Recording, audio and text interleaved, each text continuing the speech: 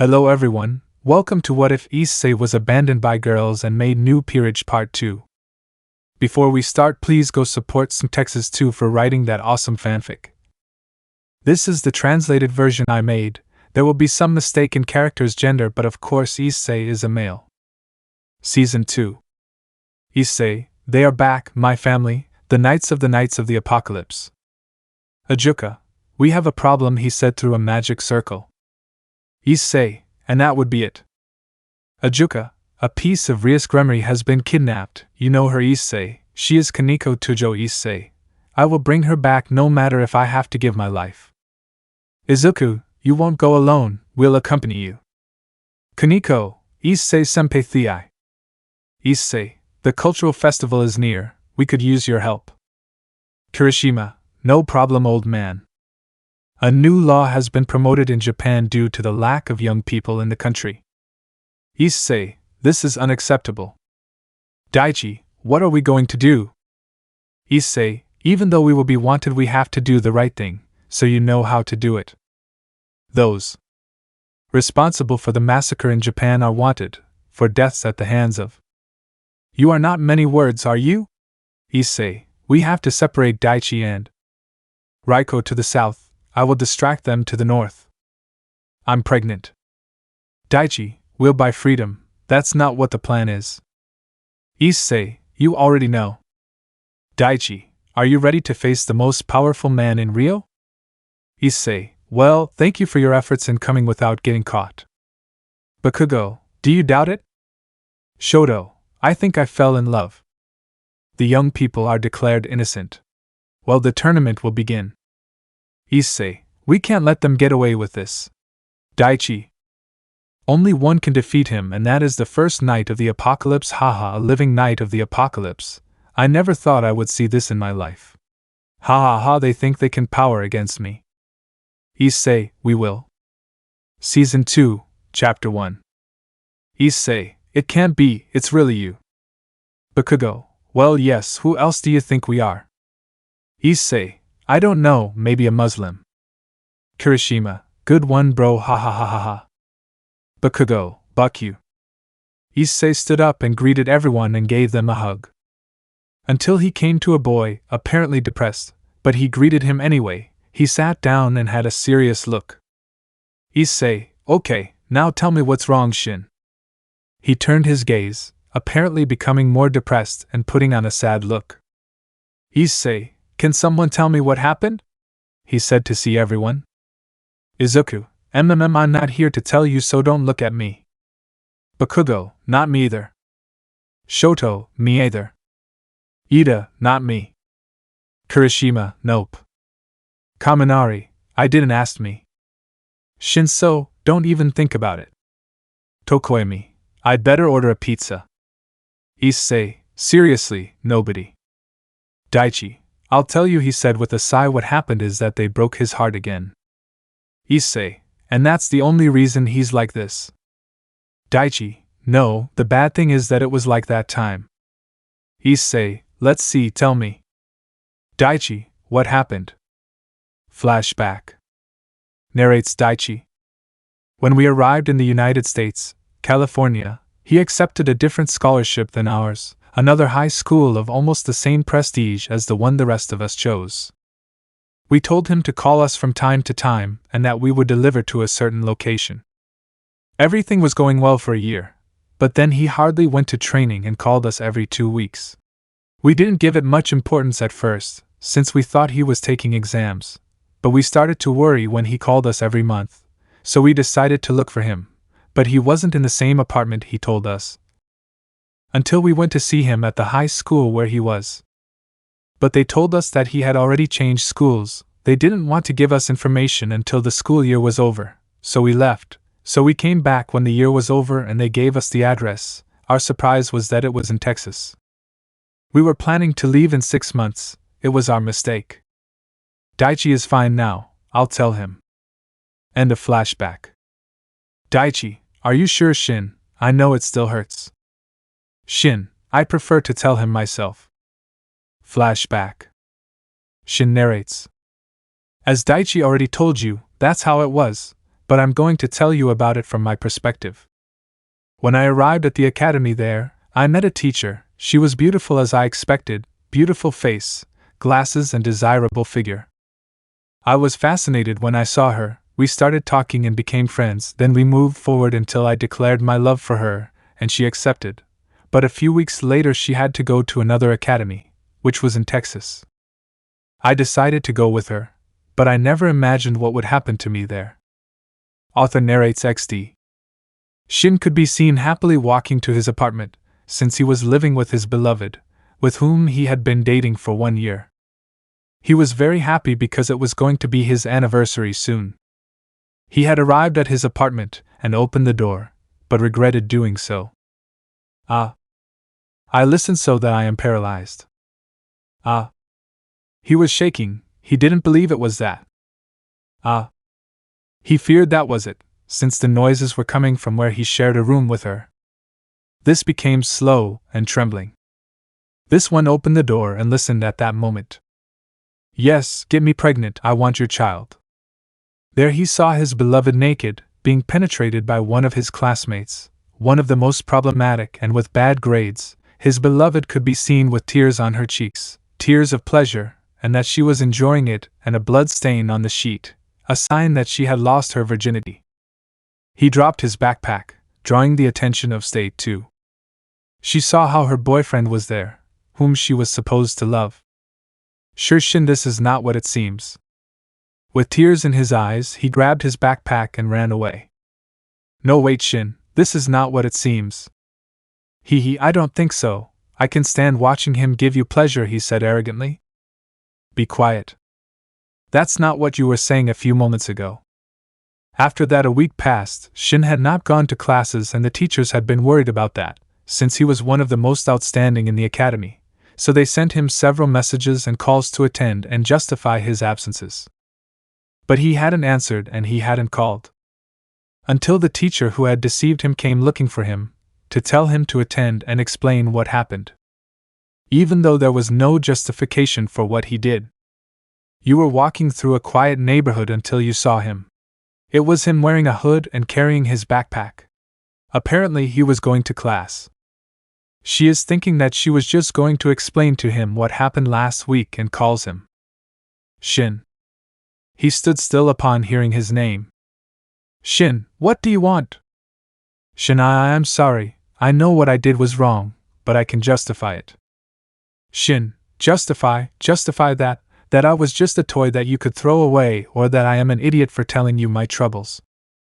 She was paralyzed upon hearing that, since he had told her what happened to him in his previous relationship, and she practically did the same thing. Shin, it wasn't my intention. I know I can fix it. I'll give you whatever my body is. You said how much you liked my body and you wanted it. Shin, why do I want your dirty body now? I just wanted you to be faithful, that's all, so I don't want to see you again, he said as he ran away. You chased him. Shin, wait. Shin, no, I don't want to see you again, he said, crossing the street without noticing the truck that was coming. Then, Pom! Shin's body was thrown into the fence. She was stunned and was about to shout his name but heard something. Shin! Some boys decided to go see him quickly. Daichi, quickly bring the car, I say to yell at Bakugo. Calm down, friend, you will be fine. He saw how his hand was stained with blood, since it was on Shin's head. Then a car parked where they were. Daichi carefully placed him in the passenger seat and fastened the safety seat. Daichi, we'll see each other at the hospital. I'll let you know which one we are at. Then he quickly accelerated. 5 minutes later. Daichi could be seen arriving at a hospital. He quickly got out and carried his friend in a bridal manner. Already inside. Daichi, a doctor. A nurse who was there quickly left. Nurse, what happened to you? Daichi, he had an accident. A truck drove him into a creek. Nurse, he's losing a lot of blood and his pulse is very low. A stretcher. We'll take him to the emergency room. Season 2, Chapter 2. Issei's Past Part 1. 5 years ago. A 12-year-old Issei could be seen at a military base. He was wearing a Japanese army uniform, which looked baggy because there were none in his size. But you wonder how this happened. Well, it's simple, you just have to go back 2 weeks. 2 weeks before. Issei could be seen dressed in a black jacket, black pants and blue sandals in an alley, with a gun in his hands and 11 bodies lying on the floor. He had killed all the remaining members of a mafia in Tokyo, as it was one of the 10 largest mafias in all of Japan. He was about to leave, but then he heard someone whistling. "Boy, you sure finished them off, boy." "Issei, who are you?" he said, pointing the gun. "Calm down, boy. I was just curious about those screams. But I see that it's only you. You know, I never thought that a child of your age couldn't kill 11 men from a mob." "Issei, there are 14, he said as a door opened and revealed 3 more men, one with a knife in his head, another with a cut on his neck, and the last had a broken neck. Well, that's what you want. Ha ha ha, straight to the point, I like it. I am Commander Yenna and I have come to recruit you. They told me where I would find you and apparently they were right." "Issei, no thanks." "Yenna, come on, don't be such a bad boy. We have a war in eastern Afghanistan. I know you're interested."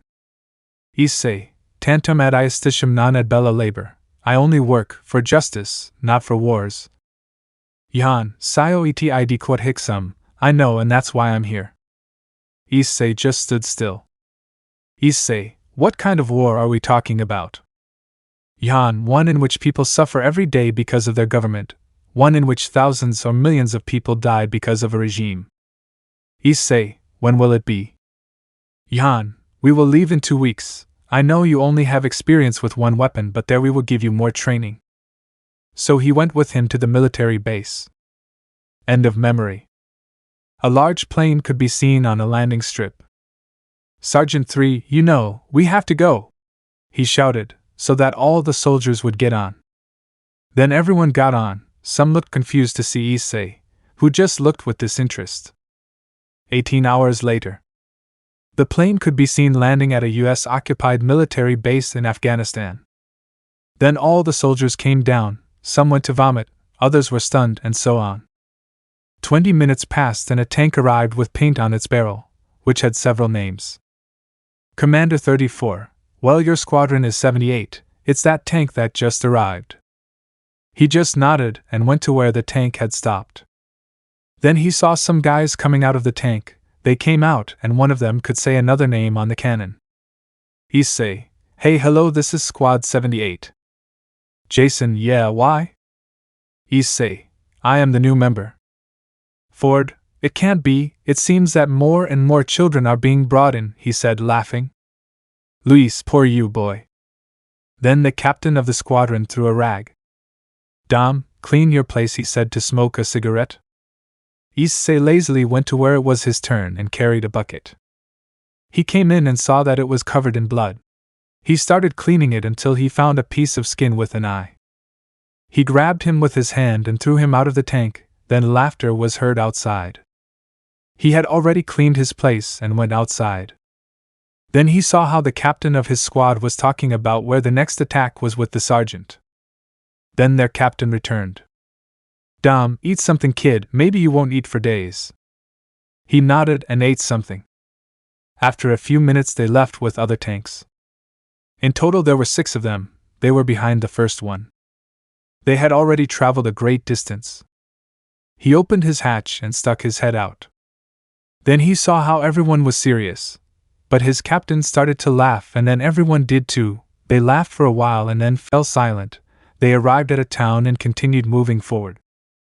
Issei just looked around until he saw some children quickly pass by this delivery, and shot them with his machine gun. The children fell dead and then the captain gave the order for all tanks to stop. "Dom, what did you do, brat?" He said to get down and check their pulse, but they were already dead. Issei quickly got off and went to his captain and saw that the children had a closed jacket. He opened them and saw that they were explosives. "Issei, you're welcome," he said sarcastically and went back to his post. The captain was surprised. He didn't say anything and returned to the tank. And he gave the order to continue. They continued forward for a few hours until they reached a clearing, then they stopped, as the silence seemed suspicious to them. Boom! This was an anti-tank in the sand. And apparently some machine guns in some trenches. Dom, anti-tank. Boom. Boom. Boom. It seems that there were 4. They quickly got in and started shooting. And the other tanks went to support. Ford, recharge. Jason, shot. Issei and Luis started shooting in some trenches. Issei hit several and Luis congratulated him for that. They continued like this until they destroyed them all and some surrendered. They went down and began to look at the trenches. In some they found beer, in others cigarettes and weapons. Then they saw one of the Afghans wearing a US coat. Soldier 40, where did you get that coat? Soldier 24, you took it from one of us, didn't you? He said, pushing him. Soldier 13, I will kill you. Dom, hey new one! Shouted his captain, come here. Issei, yes captain, he said, going to where his captain was. Dom, here, he said, handing a gun into his hands, I saw what you were able to do. I want to see if you are preparing for what is coming. He saw the man, who was apparently begging not to be killed because he had a family. Issei looked into that man's eyes and saw that they were full of malice, until it was the straw that broke the camel's back. The man took out the photo of supposedly his family, and saw the 2 little ones he had killed because they were carrying explosives. He mercilessly pulled the trigger in the man's face, killing him instantly, but he didn't stop there because he gave him several more. Luis, you did well. Ford, now he's really dead, ha ha ha. The captain was monotonous. Season 2, Chapter 3. Chapter 3, Issei's Past Part 2. After Issei finished off the Taliban, he was congratulated by the soldiers. Sergeant, well done kid, if you keep this up I'll retire, ha ha ha. Soldier 65, well done kid. Soldier 37, you have the spirit of a man but in the form of a child. Issei went to the tank and his squad mates. Jason, Dom can be crazy as a bat sometimes, you know, but he's a good person. He didn't make the promise to keep us alive since we got here. Ford, when we first got to Afghanistan, Jason shit his pants, lol. The tank stank like you wouldn't believe for a week. They just laughed. Then Luis saw his captain approaching and quickly stopped, as did his companions. Dom, Issei, I haven't seen you eat anything, eat something, he said as he left. Ford, you better eat something and I'd better see you eat, he said before leaving with some ammunition. Issei nodded without protest and ate. 2 hours later. The 5 tanks could be seen going down a road, to reach the town they had to capture. After a while they arrived at the town and saw people hanging with posters. Issei, what does it say? Dom, I'm a coward and I didn't fight for Afghanistan. Issei, do you know how to speak Afghan? Dom, is Pashto, the language of Afghanistan. Issei, I see. Dom, and since when do you know how to speak English? Issei, just a few days since I learn any language quickly. Dom, how long did it take you? Issei, just 1 day, since just by saying a few words in another language I learn them. Dom, surprising. Issei, thank you. They arrived at the village and saw an old man walking. Dom, sir, where are the Taliban? The old man pointed in a direction but was shot in the head. The captain started shooting on the 2nd floor. Dom, Jason shoots where I shoot, Luis keeps moving forward. Then he shot the wall and Dom started shooting, killing all the Taliban who were there. But Issei noticed something strange in a pipe. Issei, stop Luis, this one stopped. If you notice how something moves in that drain. Luis saw how I came out, it moved. Luis, Captain, something is moving in that drain, he said over the intercom. Dom, hey Rock, can you shoot that drain? Of course. Dom, okay, everyone inside, he said, getting into the tank. Then the tank behind them launched the attack and exploded, killing the guy who was there carrying a machine gun. Issei, hey Luis, pass me a beer. Luis, if you have it here, he said, handing it over. Hey, what are you doing? He said, seeing how she opened it and emptied a little into a rag. Issei, I learned it in one of the mafias, it's called Molotov. Luis, okay? And when do you plan to use it? Issei, when the time comes. They advanced and arrived in the center of the town, but Pum. Dom, anti-tank, Jason shoot him. Ford, recharge. Jason, shot. They saw how the anti-tank vehicle was destroyed and set on fire where the Taliban were. Soldier 45, don't shoot them, let them burn, he said, stopping a soldier who was going to shoot. Luis, hey, what are you going to do? He said to see how Issei came out of his hatch. Issei, to improve your suffering, he said, lighting the Molotov cocktail with a lighter and throwing it at the Taliban. Some could be seen to be more on fire. They screamed in agony until they died. Then an Afghan came out of a building and apparently had a white flag. Luckily, he spoke English. Afghan, we surrendered, the war is finally over, thank God. Dom, tell them to come out with their hands up. The Afghan told everyone who was there to get out. Soldier 43, damn, they're all children. Dom, hey, he was the one who hanged the children. He nodded. Dom, stop that one, he said, pointing at the Taliban with a broken arm. If that's the one with the broken arm, shoot him.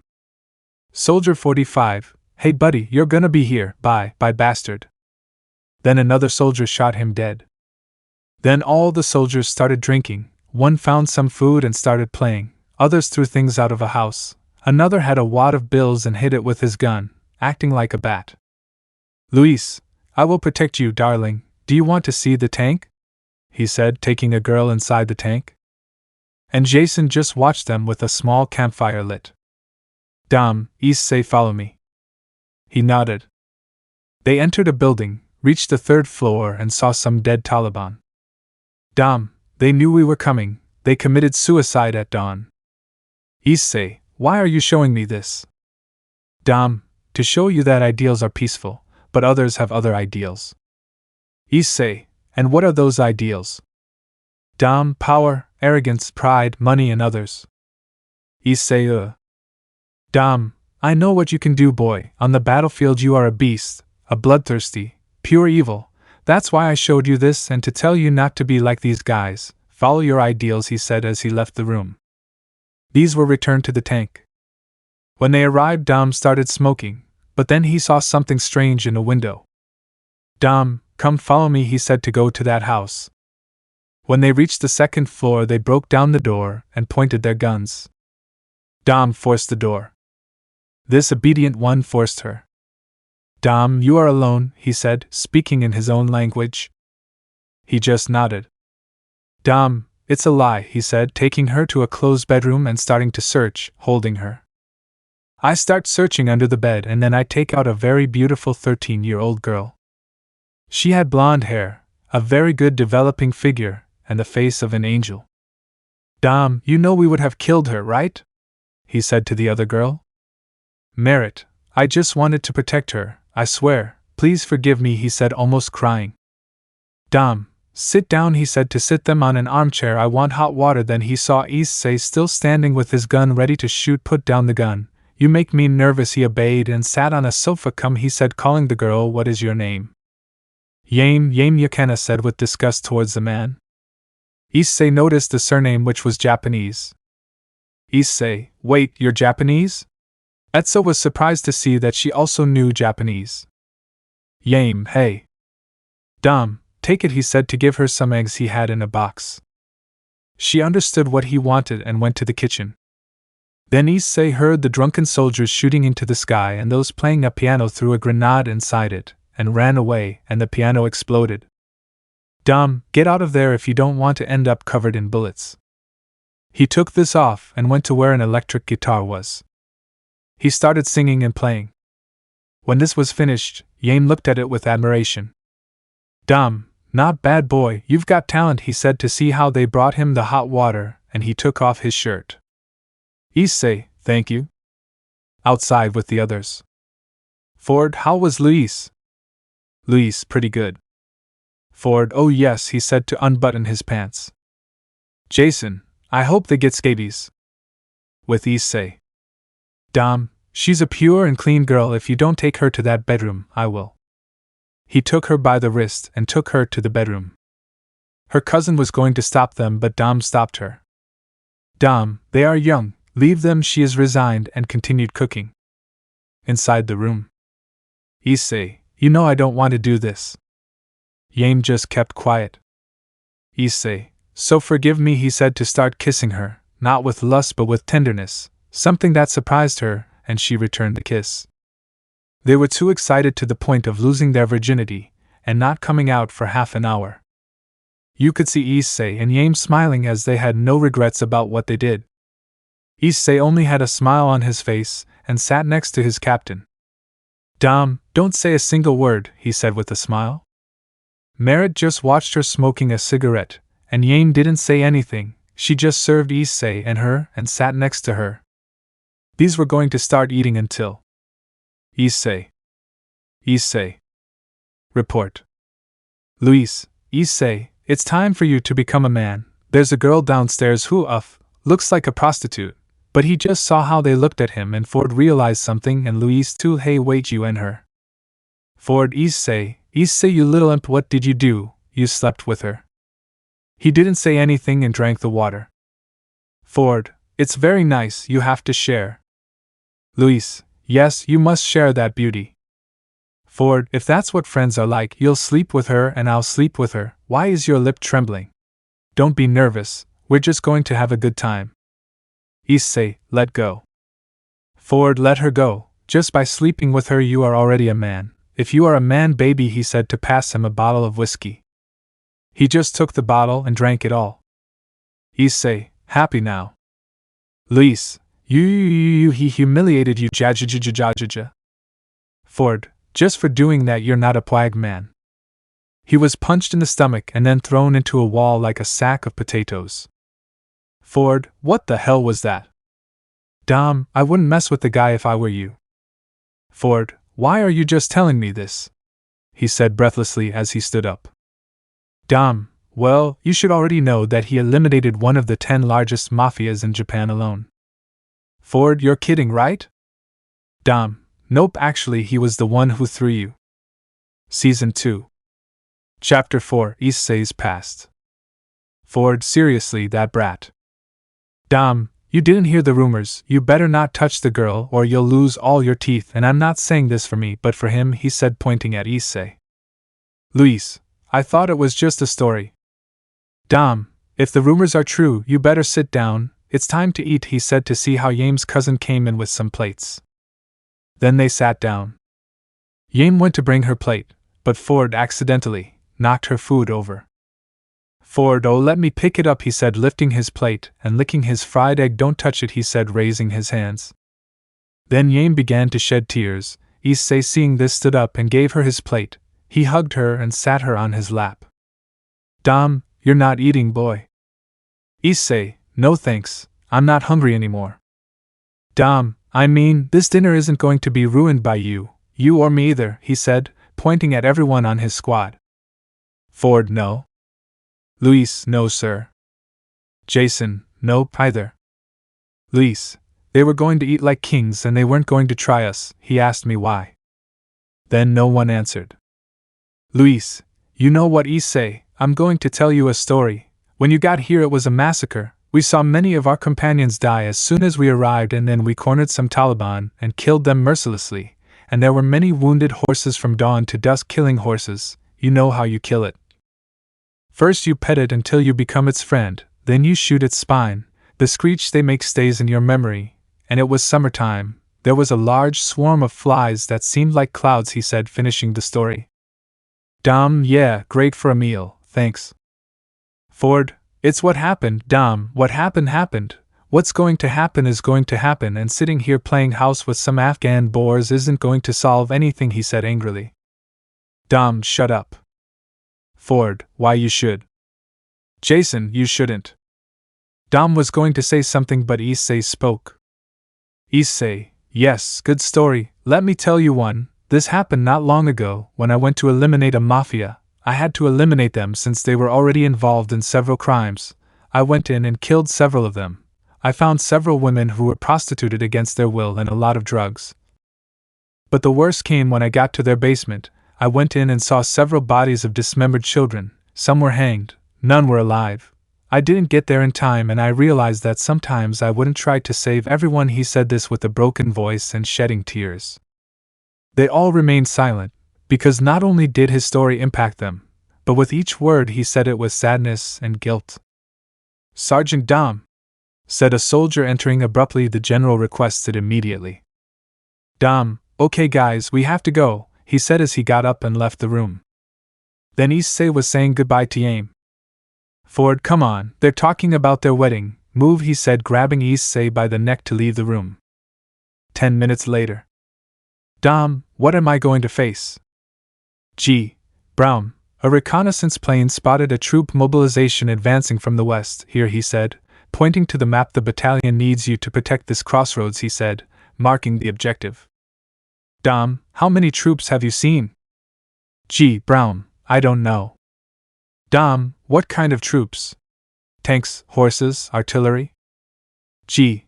Brown, I hope I can help you." "He was shot and ran away, as if to scare a colonel," he said, looking at Dom. "All the tanks are in Nimraz. There are about 1,000 cooks, mechanics and doctors here. If those Taliban attack us, it will be a massacre. There are only you. You must be at the crossroads as soon as possible. Take the place. Stop at nothing, take my fuel. If those troops pass you, they will get to our supplies and we will be ruined along with all our effort and advances." "Dom, okay sir, we'll be on our way." Change of scene. Issei could be seen grabbing a gallows. "Issei, will it be gasoline?" "Luis, let's see. Open it," he said, so that Issei would open the gallon if it's good. They attack. Then several bombings began to fall, so all the soldiers quickly took cover. Issei quickly got under the tank. Then the last attack was heard hitting a house. "They are fine. We are fine." "Dom, they're fine." "Ford, yes." "Luis, thanks to the Taliban for that." Then Issei went out and saw something that shocked him, because the house where Yame was destroyed. Issei, no. Yami! He said, running to where the destroyed house was and starting to remove debris. "Luis, Issei, come back here." "Ford, I'll take care of it." Then he removed the bricks until Ford grabbed him by the neck with force. "Ford, you were going to marry her, tell me you're sorry, it's called war." "Issei, no," he said with a broken voice. But then a scream was heard. "Issei." Yame's voice sounded from where a collapsed wall had fallen. Issei, hearing that, elbowed forward and quickly went to where the voice came from. "Issei, help me." But everyone just laughed at him, as if saying, "You are innocent." Then Issei, frustrated, began to carry the wall alone, but he couldn't lift it. "Jason, hey Dom, tell him something." "Dom, let him figure it out himself," he said, entering the tank and looking at it from there. "Yame," Issei said, the crushed girl crying at the thought that she would die. Issei could only cry in helplessness at not being able to save his beloved, until... Beastly adaptation. "Issei, what?" he said, looking everywhere. The others looked at him strangely, as if he were crazy. "Beastly adaptation 10%." The voice that only Issei could hear rang out again. Then Issei repeated the same thing as the voice. "Issei, beastly adaptation 10%, he said in his mind, then he began to lift the fallen wall little by little. Everyone looked at him in surprise. Slowly but surely, she began to lift the wall until she saw Yame, who grabbed her wrist and quickly pulled her out and released the wall before falling from exhaustion. Season 2, Chapter 5. Issei, falling almost unconscious, used all his strength to go to Yame, who had fainted. And he carried her in a bridal manner, then began to walk to General Brown. "Issei, Pipa, please take her to the Japanese embassy, I beg you, she has no business here," he said with difficulty. "General Brown, I promise you, boy, she will get there, don't worry, she is in good hands," he said to take the girl. Then Issei walked towards the tank. Those on his squad looked at him attentively. Then he opened the hatch and got in. When he was already in his place, he fell unconscious into his seat. Then the tanks began to move. After a few kilometers, Issei woke up. "Luis, good morning, sleeping beauty, how are you?" Issei didn't say anything and walked out of his hatch. "Dom, Issei, come here, son, get some air." Then Issei went out to where his sergeant's post was. Then 15 minutes passed and nobody said anything. "Dom, I started killing Taliban from Kandahar until I got here. You see that, he said, pointing to the large cloud of smoke. It's an entire city on fire. You know what you did a while ago is not normal. I must admit that I was surprised to see how you raised that wall. Issei, seriously. Dom, seriously, I've never seen anything like it in my life. You know, Issei, you have something that many don't have: perseverance, nobility, justice, courage, valor, and many more. Maybe this world will change by having you, boy. Issei just hugged a smile. Dom, that's all I wanted to tell you. Run to your post before you get shot, he said mockingly. This one, more animated, went to his place. 1 hour later. You could see the tanks rolling down the road, all the sergeants going out of their hatches until... Boom! One tank was completely destroyed. Dumb shit, he said, and then contacted all the tanks. Attention all tanks, back off immediately. There's a damn tank hidden, he said, and reversed onto a vacant lot. All the tanks began to move backwards like this until they almost collided with some trees. Then they stopped. Dom, okay, everyone move forward and shoot at the pile of straw. Following the order, they began shooting at the haystacks until one hit one. Dom, shoot that one. These other tanks were destroyed. Shit, they gave him, Peterson, said the other sergeant. Dom, keep shooting, don't hold back. Everyone started shooting mercilessly for about 5 minutes, but they couldn't destroy it. Dom, holy shit, that thing is so armored. Boom! Damn, they gave it to you, Brandon, he said, seeing the destroyed tank. Dom, we won't last much longer. Dom, go to the right and I'll go to the left, and we'll find a weakness, he said over the radio to his partner. They began to go from different sides and constantly firing. Then the enemy tank's bullseye began to turn to the right. Dom, do something while I distract him, but do it quickly because I don't think I can last much longer, said the last tank sergeant. Dom, I'm on it. Issei, Sergeant, there's in the engine, shoot him. Dom, Jason, aim at the engine now, he said in a firm voice. Dom, I don't think I can hold out much longer, said his partner. Dom, hold on just a little longer, Rock. Dum. Wah, he said with his last words because they had hit his tank and it was completely destroyed, killing the entire crew. Dom was perplexed as he watched as his friend's tank was destroyed, along with himself inside. Dom, Jason keeps shooting. Then the enemy tank began to move its turret to the left. Jason, damn, Ford, reload, reload. Ford, reload E. Jason, shoot E, he said to hit the tank's engine, and it consequently began to catch fire. Then you can see the enemy crew coming out and starting to run. But then Dom comes out with a gun and shoots them. But he didn't realize that his sergeant came out with a gun ready to kill Dom.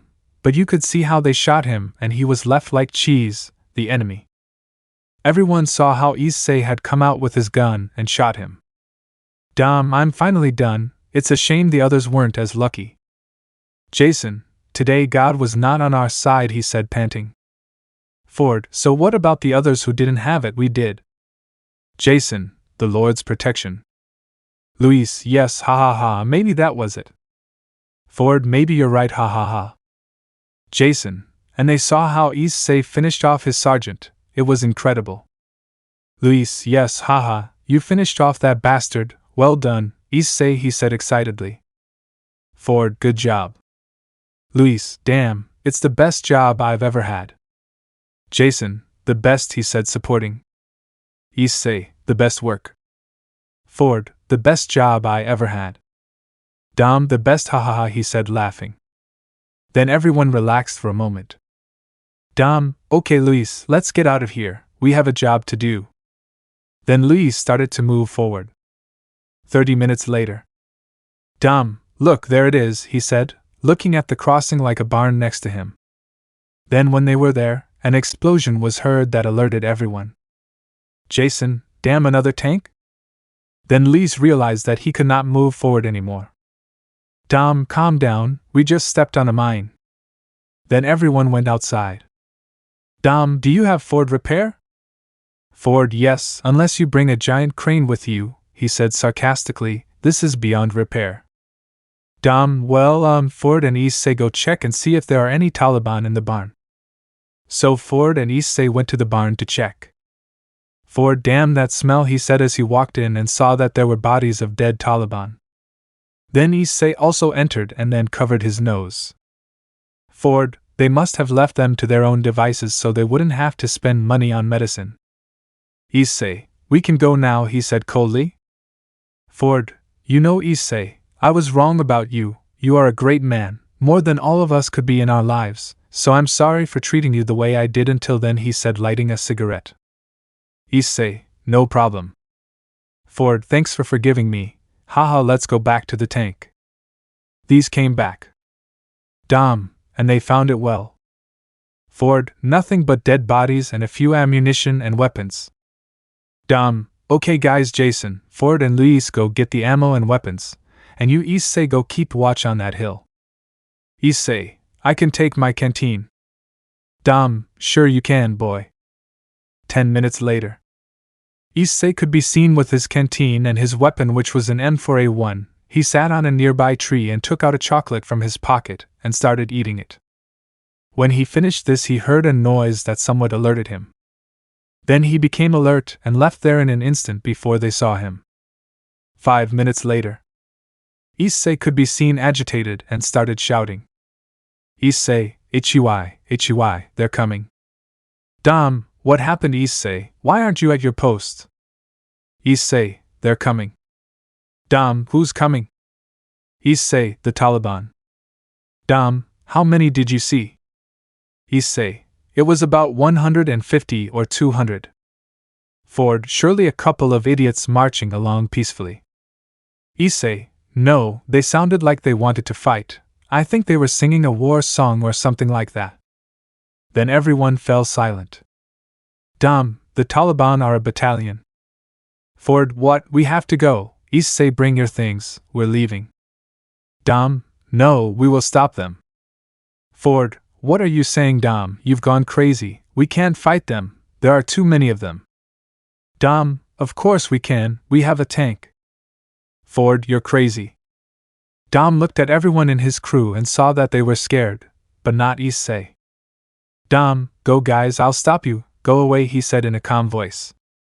Issei, no, I won't leave. If it's the only way to stop them, I will. This made Jason and Luis brave, and they stayed too. Ford looked at them with a look of horror, because he thought they had gone crazy, but he stayed with resignation. Ford, well, that's what we have to do. It doesn't matter if we run away or not, they'll kill us anyway. Issei, a trap that you know. He gave a fanged grin. Issei, base the gas tank on the tank and Ford helped me with some boards and nails. 15 minutes later. You could see everyone in the tank. Issei, well, we just have to wait. Then found a bottle of whiskey. Why don't we just get drunk? We're not going to be here to tell the tale anyway. He started drinking.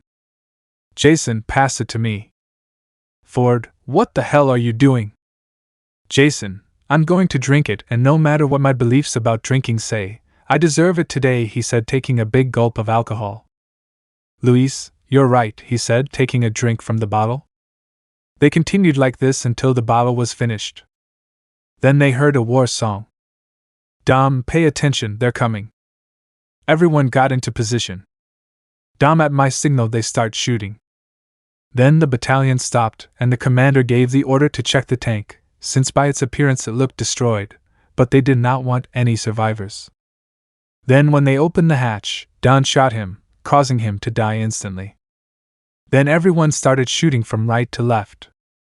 All the Taliban did not know what to do. Some laid down on the side of the road where there was some stagnant water. Others hid behind their dead companions, and others hid in the barn. Very bad decision to go in there. Then Jason guided the tank turret into the barn. A gas tank could be seen in the middle of the barn. All the Taliban were paralyzed and wanted to run away because of that. Jason, I'll see you in hell, he said as he shot. It could be seen how the barn had been almost completely destroyed. Then the Taliban who were where the stagnant water smelled strange, so one of them smelled this deeply, and that smell became familiar to him. Then a burning bottle could be seen coming out of one of the tank's hatches, and everyone saw it in slow motion. Until it hit the ground and broke into pieces and the fire spread, and the water that remained was nothing more or less than gasoline. The Taliban began to scream in agony as they were completely burned to the ground. Then 5 minutes passed and the Taliban with a bazooka positioned themselves behind the tank and fired, giving Ford a beating. Jason, Ford. No damn, he said, crying for his deceased friend. Then they realized how much they were running out of bullets. Jason made an excuse and got out of the tank to go get more bullets. Upon entering the tank with weapons, he returned, but was then surprised by a Taliban who struggled with him until Issei arrived to kill the Taliban. Issei, what are you waiting for? Let's go to the tank. These returned to the tank. Luis could be seen throwing grenade after grenade. Issei was reloading the machine gun. But then Luis was leaving and they hit him in the shoulder, causing Granda to fall into the tank. In a quick movement, he takes the Granda in his hands and puts it on his chest until boom! Luis was dead.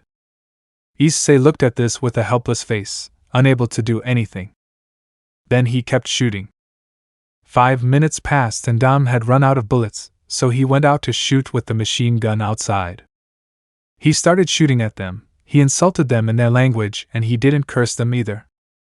Dom, Jason, give me some grenades. Jason, yes, right away. When he was about to leave the tank, he was received with a bullet in the head, falling dead on the opposite side of his fallen companion Ford. Dom then continued shooting in anger and frustration. But a Taliban sniper hiding over a dead body shot him in the left lung. He had been stunned by the shot and tried to enter the tank. When he had already entered, he tried to close the hatch but was wounded in the right shoulder by another bullet, but he still closed the hatch. And he let himself fall limply. Issei watched this with fear, for the first time in years. Issei, Sergeant. Dom, yes, boy. Issei, I'm scared. Dom, me too, boy, me too. Issei, damn, I don't know what to do, I give up. Dom, no, please don't do it. If you do, you will be tortured painfully and then killed. Issei, then what do I do? Dom, if you see the hatch under your seat. Issei, yes, I see her, he said with fear. Dom, well, I want you to get out of here. The Taliban were then seen opening Dom's hatch, but he shot at them with his pistol, killing one of them. But then they opened it again, and this time they threw 2 grenades. Dom, go away. Issei quickly opens the hatch and escapes through there. You could hear the 2 grenades explode. Issei quickly buries himself in the sand and passes out. The next day, you could hear a horse passing by. Issei quickly got up and entered the tank again. He saw how all his companions were dead. So he went to his sergeant, who still had his eyes open. He covered him with his jacket and closed his eyes. And then she began to cry, tear after tear. It was as if she was in time with each passing second. Then he removed the plates they had on their necks and put them on his neck. Then he heard how they wanted to open the hatch. Without thinking, he grabbed the sergeant's pistol and, ready to kill, he pointed it at the hatch. U.S. soldier, calm down, kid. Issei calmed down when he saw that it was one of his own. U.S. soldier, hey, there's still one alive. He said so that his companions would approach. Issei was carefully removed from the tank. Soldier, you're a hero, kid, you know. Then the paramedics began to carry him to their emergency medical cart, while the soldiers who passed by told him that he was a hero. He could be seen getting into the car and closing the doors, while he saw the tank hatch being closed. And many soldiers passed by him, indicating that they were going into combat. Issei could only have tears that he never thought he would have again. Although he had killed and tortured, he never knew what war was. War was suffering, sadness, anger, ambition, greed, avarice, revenge, and many more. At that moment he became something that no child should at his age. In a Man. Season 2. Chapter 6. Daichi narrates. When Shin slowly left the state of California, San Francisco, we thought we would never see him again. We desperately searched for his whereabouts but had found nothing. Hell, if he hadn't been taught how to properly hide his whereabouts, we wouldn't be in this situation. He even bribed the entire school so that no one would reveal his whereabouts, not even with our political power as the Knights of the Apocalypse. We could do more, and they told us to come back in a few months to find out where he went. When we found out where he was, I was furious because he was in Texas, Houston. I swore that when I got in his face, I would beat him up so badly that even the Lord of Hell himself would take pity on him. We had to rush to Texas in our cars. We asked for permission to be away for a few days, so there would be no problem with our studies. It only took us 2 days to arrive. But this time we looked for him on foot. Only one of us had a car that day, and it was Bakugo. Sometimes I regret not having my car that day, because it almost cost my friend his life. I still remember when we finally found him. End of story. Daichi and the others could be seen searching for Shin as they had been told that he had been seen in that quiet neighborhood. Daichi, where do you think he is? Izuku, I don't know, but a contact of mine said he saw him around here about 3 days ago. Bakugo, when I see him I'll give him a good beating for leaving without saying anything. Denki, I agree with you, he said, supporting Bakugo. These were on a road where it was quiet. But then they saw him standing a few meters away from them wearing a black jacket with a hood covering his face. They were glad to see their friend. But they saw him run away to where they were. Everyone thought that this one was coming towards them, but then they saw how a truck suddenly came out of an alley and into a stream towards their friend, shooting against a wooden wall and breaking on impact. They saw this with terror and shouted his name. Shin! They quickly went to see their condition. Daichi, bring the car quickly, he said to Bakugo for Lugo to run away. Calm down, friend, you'll be fine. But he saw how blood came out of Shin's head, seeing his hand stained with his friend's blood. Bakugo quickly parked in front of them, and Daichi, as carefully as possible, got him into the car. Daichi, see you at the hospital. I'll let you know which one we are at, he said, accelerating the engine as much as possible. 5 minutes later. You could see how he arrived at the hospital. He quickly got off and carried Shin bridal style and entered the hospital. Daichi, a doctor. A nurse quickly attended to him. Nurse, what happened? She said to check on Shin. Daichi, a truck ran over him, he said with concern. Nurse, he's losing a lot of blood, a stretcher, we're taking him to the emergency room. He tried to go with them, but a nurse stopped him. 1 month later. Shin could be seen in a hospital bed. He was opening his eyes. Shin, down, where am I ask. Nurse, you are in the hospital in San Francisco, California. Boy, the doctor said to check his heart rate. He looked in front and saw Bakugo and Tokoyami sitting in a chair asleep. Nurse, you have good friends, they have been visiting you in turns, sometimes a boy with blue hair or another with green, and many more. Shin could see his dark circles that were there from hours of not sleeping. He didn't say anything and fell asleep. When he woke up, he looked out the window, and there he saw Daichi standing with his arms on his sword and the wind in his face. He realized this and spoke. Daichi, you're awake, he said as he approached. Shin just lowered his head in shame. Daichi sat on the bed and hugged him. Daichi, I'm glad you're okay. I thought you would never wake up, he said with a broken voice. Please don't do it again, don't disappear again, don't worry us like that again. You don't know how many days we stayed awake just so you would be okay.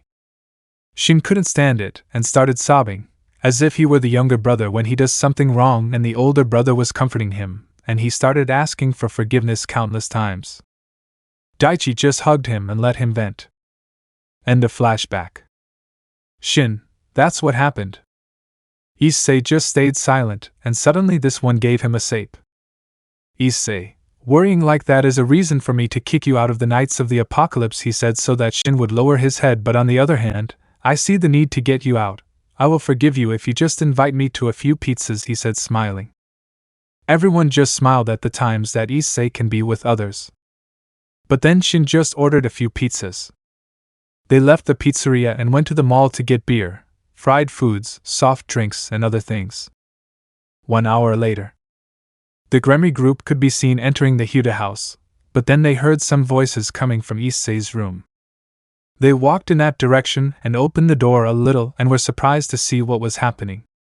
They saw many boys there. They saw Issei playing with another boy playing FIFA.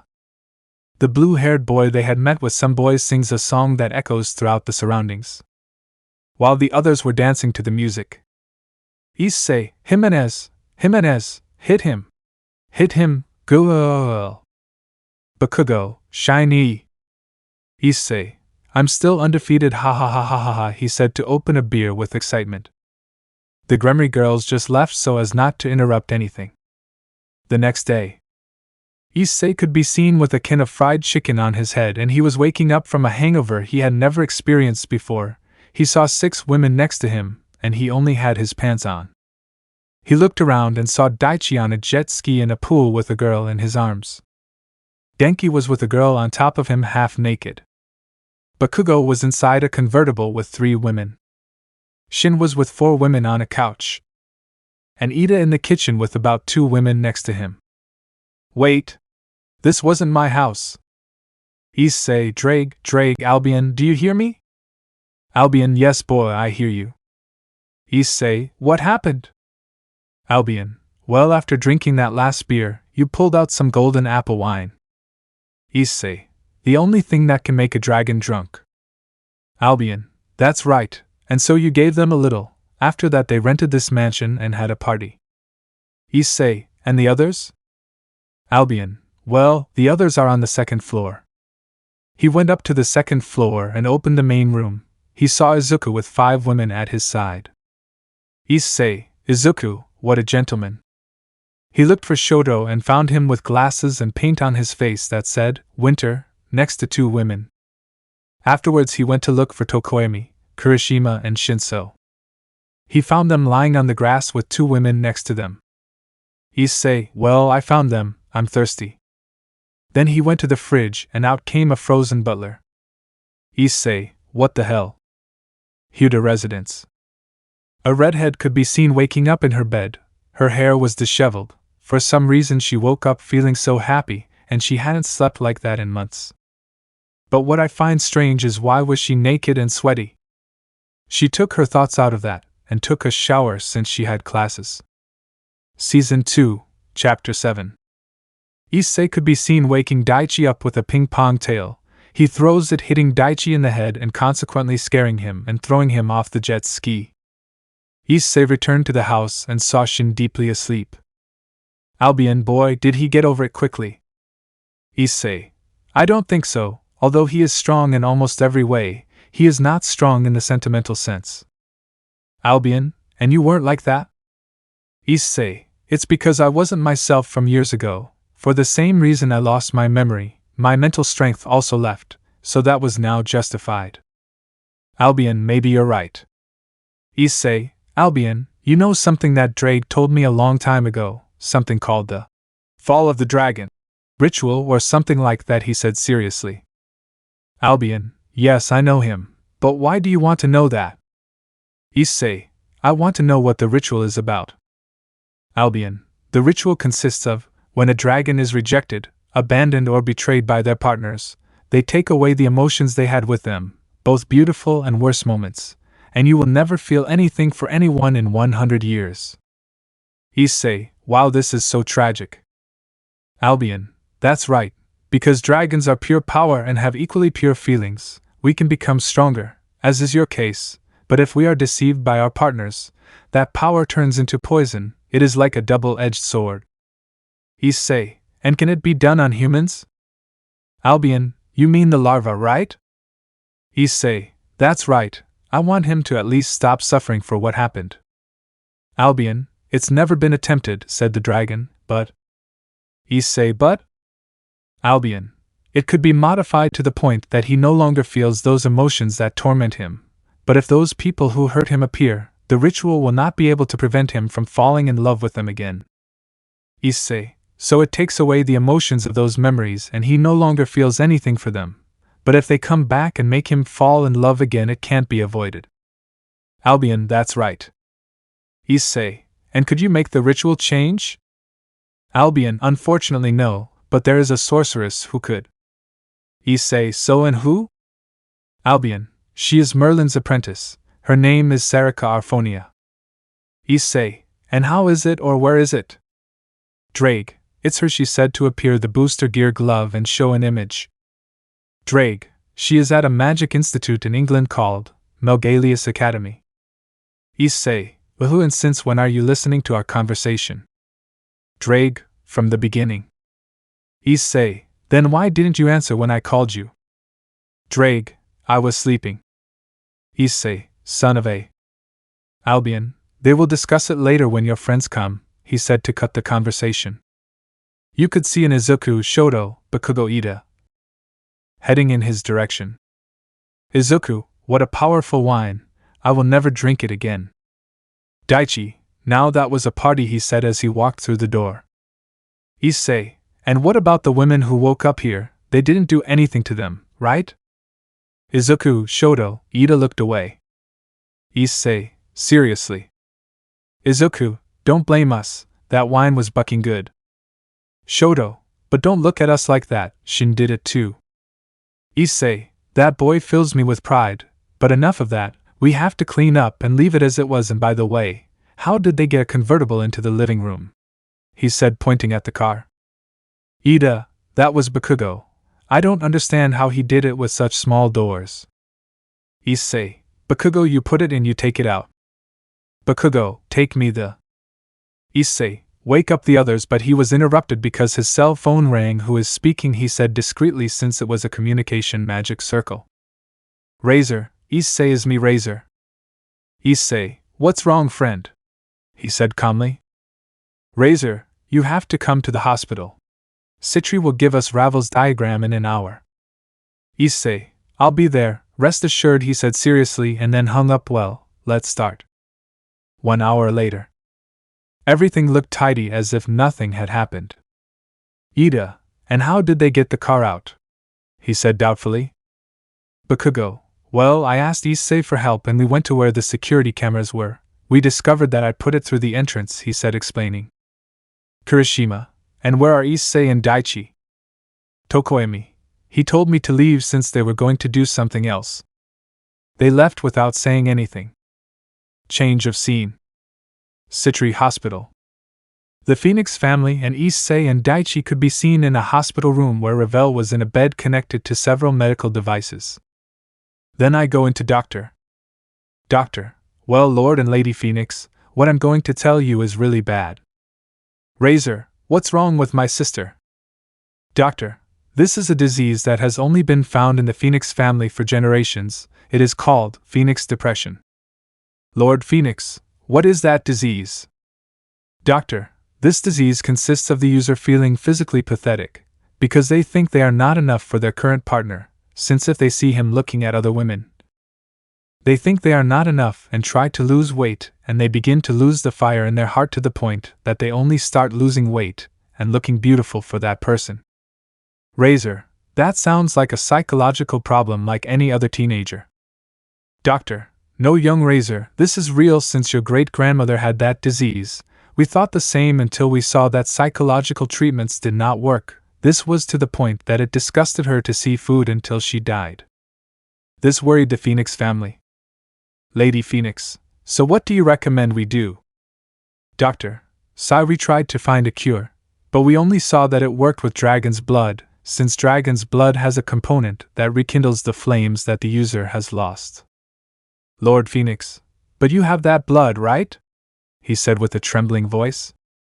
Doctor, unfortunately no, since Mr. Tannen did not let us extract it, but you will be able to get it, right?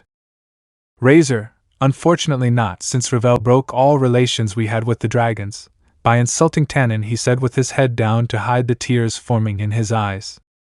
Doctor, then I'm very sorry, we can't do anything, so go say goodbye to her. She won't last long in her condition since they brought her too late, at most she only has 2 weeks to live. The two patriarchs had tears in their eyes from frustration and desperation at not being able to do anything, while the doctor could be seen heading for the exit. Until Issei, this is my fault. Razor, this is not your fault. ISS. Issei, of course it is. If it wasn't seen with desire by the others before, she wouldn't have this. I made her think that while I was with the others, he said to hit the wall. Hey doc, it doesn't matter what dragon it comes from. Doctor, no, it doesn't matter, just that it's a dragon. Issei, mine will do. Razor, what are you saying, Issei? You have nothing to do with her anymore, why are you doing this? Issei, why am I responsible, and I must assume it, he said, looking into Razor's eyes. But Razor saw something in Issei's eyes. He saw that he still loved his sister. He had heard that dragons are beings of pure feelings, so pure that they will not stop loving that person until death, and now he saw that it was real. Chapter 8: The Kidnapping. Doctor, are you sure, boy? The process is painful and… Issei, it doesn't matter, I accept responsibility. Doctor, okay, I'll bring everything to extract the blood, he said as he left the room. Lord Phoenix, are you sure, Issei? We know that it still hurts you that I left you. Issei, it's better than seeing her die, he said seriously. Then the doctor and a nurse came in. Doctor, okay kid, what you need to do is take off your shirt so the blood can be drained from your back. He nodded and proceeded to take off his jacket and shirt, giving the clothes to Daichi. It could be seen that Issei's back had the face of a demon, but this was not a tattoo or something. It was not his muscles that formed that shape, and he placed his hands on the wall to extract the blood. Everyone was surprised to see this except Daichi. But they left that for later since they had to do the blood transfer. The doctor and the patient began to sing a ritual. You, the one who removes that flame from within, you, the one who can bring back life, today we give you this blood of that being who is the strongest in the world, so that you can bring back those flames that you lost, said the doctor and the nurse, to see how small tubes covered in magic came out, with a needle at each end, and this one was stuck in Issei's back and Revel's forearm. You could see how the blood was extracted from Issei, who had a face of pain, as he held the wall tightly. 5 minutes passed, and suddenly the blood no longer flowed into the tube and disappeared. Issei fell to his knees on the ground exhausted, and Revel could be seen slowly opening her eyes. She looked around and saw her parents looking at her with watery eyes and her brother not far behind. Revel, Dad? Mom? Brother? What are you doing here? They couldn't hold back and hugged her with tears in their eyes. Revel, what's wrong with you? She said with difficulty and confused, until she saw a certain brown-haired man being cured by a blue-haired man. And what are you doing here, you damn pervert? She said angrily. Issei didn't say anything and just put on his shirt and jacket. See Lord and Lady Phoenix, he said, to leave the hospital with Daichi. Everyone in the room was upset with her for treating her savior like that. They were going to scold her, but the doctor interrupted. Doctor, before you argue, I have to do some checkups on the young lady. If you would be so kind as to leave, please. They did the checkup and saw that everything was fine and she was recovering quickly. After that, Revel's parents came in. Then Revel's mother, with evident annoyance, slapped her daughter. She was surprised by the act and grabbed her cheek. Lady Phoenix, how dare you speak like that to the person who saved your life? Revel, you're talking about the pervert who only wanted my body. It's better that he rots. Then he received another slap, but this time from his father. Lord Phoenix, shut up, you don't know anything about Revel, and if that person like you said he would rot, in 2 weeks you would be… I can't say the last word because of how difficult it was. Razor dead. Revel was surprised by what his brother said. Revel, boo, but what I have isn't that serious, is it? He said with fear. Then they told him about the fall of the Phoenix, and how he only had 2 weeks to live. Revel, and then what was the cure? Lord Phoenix, the blood of a dragon. Razor, but you, by breaking everything that has to do with the dragons, Tannen would refuse to give you the blood you needed. Issei blamed himself for everything and offered to give you the blood you needed. He saved your life, he said while he was leaning against the wall. Revel began to sob, because she said horrible things to the person who saved her life.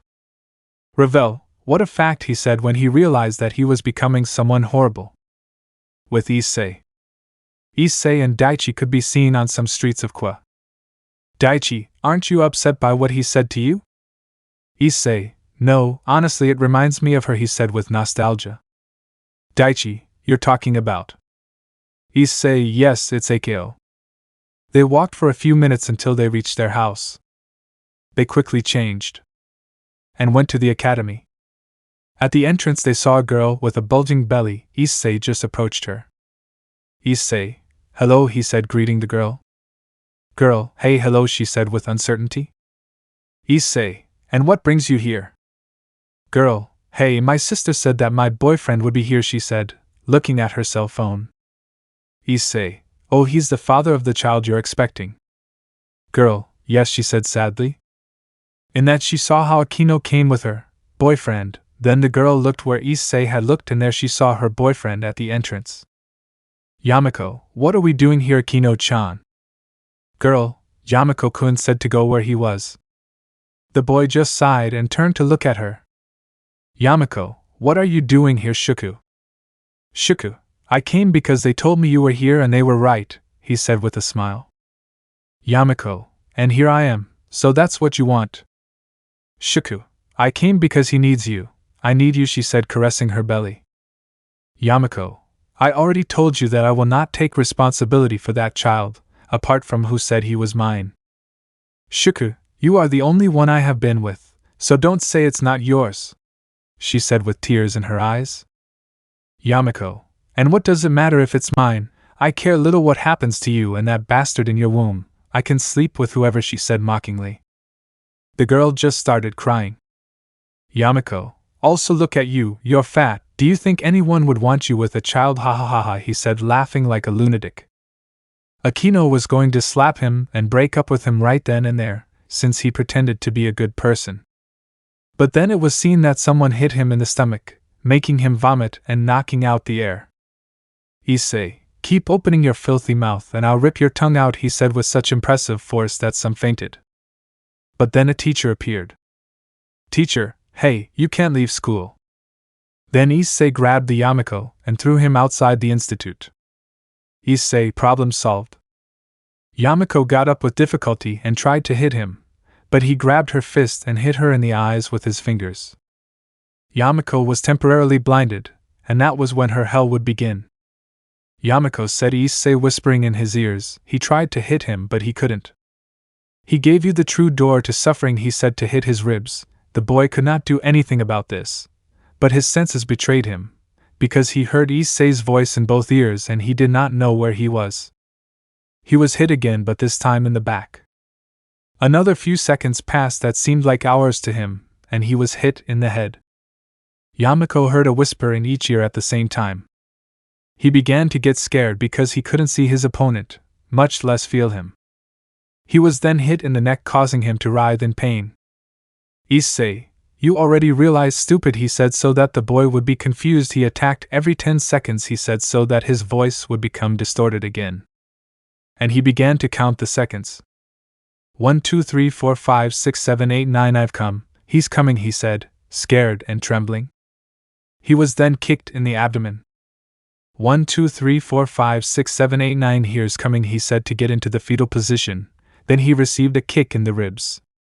Issei, this time we have to make it more fun, he said maliciously in just 3 seconds. Then Yamako began to count. Those who were watching were dumbfounded. They never thought Issei would be like this, and they promised not to bother him again. This was more than a massacre. The boy was practically scared to death, but what Issei is doing. Yamako, he's coming, she said in fear and screaming, but was silenced by a kick to the face. Please stop it, she said with her hands raised. I beg you, she said, crying. Issei, sometimes the wait can be hell when we want to be there. I want you to get out of here, and if I come back here, I won't be so merciful to you. It's clear, he said with a deep voice. Season 2, Chapter 9. After Issei gave Akeno's ex-boyfriend the beating of his life, after that Akeno broke up with him, something that made Yamako's pride fall through the floor. With Issei. Issei, hey, calm down, it's hurting your baby, he said lovingly to the girl. Shuku, but the Issei, he won't do anything to you, don't worry. If you want help, just have this, he said, giving her a paper card. After that he left the place and entered the school. Everyone looked at him strangely, as if he were a phenomenon. But then you hear several cars approaching. Issei, seriously, it couldn't be louder, he said with annoyance. Then luxury cars entered the place and parked. Out of those cars came Daichi, Izuku, Bakugo, Todoroki, Ida, Kirishima, Kaminari, Tokoemi, Shinso and Shin. All in the Kwa Academy uniform. Issei looked at them with a chibi face crossing his arms. Kaminari, the hexiest and most beautiful one has arrived, he said mockingly. Izuku. Bakugo, you will dream pineapple on steroids. Ida, who was drinking a soda, spat the entire drink to the side. Kaminari, I was just being sarcastic, it wasn't that big of a deal bro, he said in whispers and with a depressive aura. After that everyone went to where Issei was. Daichi, and what do you think brother, we are all here. Issei, they make a lot of noise, he said with a chibi face. A drop of sweat broke out on everyone's face when they saw his attitude. Issei, well go register, and you Daichi go to classes, he said seriously. This made everyone get goosebumps and they went to the principal's office. After that everyone was enrolled in the academy. That day was a migraine for Issei because all the boys went to different classrooms and the screams of all the girls were not long in coming. 9 hours later. All the students could be seen leaving the academy. Issei and the others agreed to go eat some hamburgers at the mall. Parking lot. Issei, okay guys, today's my treat, he said with a smile. Everyone celebrated for that. Then I take Shin's keys. Issei, I drive, he said getting into a McLaren. Shin, hey, that's not fair. 30 minutes later. You could see all the kids at a few tables talking about trivial things that happened in the United States. Issei, so racism is constant there. Daichi, that's right, because they not only discriminate against people of color but also against Hispanic people. Issei, I see, I'll go there in a few months and by the way Kaminari, you're not afraid of ghosts anymore ha ha ha he said mockingly. Kaminari, you know they exist he said with an accusatory mind. Issei, I still remember that day he said laughing and starting to remember. Flashback. 3 years ago. You could see all the kids in a room having a movie marathon. Kaminari, I'm already bored of these movies, there's nothing else. Shinso, well don't watch them. Kirishima, here's a ghost one. Kaminari, that's false, ghosts don't even exist. Issei, never say that Kaminari doesn't exist. Kaminari, come on Issei, do you believe that they exist? Issei, how much do you bet? Kaminari, yeah, you want it on purpose. Well, if you prove it exists, I'll give you my 5% of Mazda shares. What do you think? Issei, okay, if I lose, I'll give you 20% of my shares in Tesla. What do you think? Kaminari, it's an agreement. Issei, well, what time is it? Daichi, it's lasses 2 a.m. Issei, perfect, let's go. Kaminari, where to? Issei, to the cemetery, come guys. All, of course. They all went to their cars and left without further ado. 15 minutes later. Everyone had arrived at the nearest cemetery. Everyone could be seen wearing a coat. Issei, okay, here's this, he said to give him a camera and a flashlight. Kaminari, what is this for? Issei, to see your face when you see one, he said while smoking a cigarette. Kaminari, yeah, as if I were going to find something. Well, who's going with me? He said to see the others. Shinso, don't count on me. Bakugo, go alone. Ida, I was left very cold. Izuku/Shoto, I agree with Ida. Shin, nah, I didn't make the bet. Kaminari X2. Tokoemi, I don't feel like it. Daichi, honestly, if it's cold, I'd rather go to my car. Kaminari, well then I'll go alone, he said with annoyance. This one went into the cemetery. Daichi, do you think it was right to leave him alone? Issei, hey, I didn't force you or anything, and also, have he said to give them a cigarette? Bakugo, what for? Issei, the dead are still here and we are desecrating their rest. With this they will not do anything to them. They quickly grabbed one and then lit it up and started smoking. With Kaminari. He could be seen in the middle of the cemetery with his flashlight and camera on. Kaminari, ha, believing in ghosts, what nonsense. He said as he walked further into the cemetery so far that he could no longer be seen in the headlights of the cars. Kaminari, hey spirits, come and take my body, he said, shouting and mockingly. After that nothing was heard. Kaminari, come and do things to me, he shouted and then fell silent again. Kaminari, there's nothing, ha ha ha, I think he owes me a few shares, ha ha ha ha, he said, laughing. He turned around, having reached the end of the cemetery. He was returning when he heard a cry. He stopped and started looking for the cries. He found them and saw a girl crying on a grave.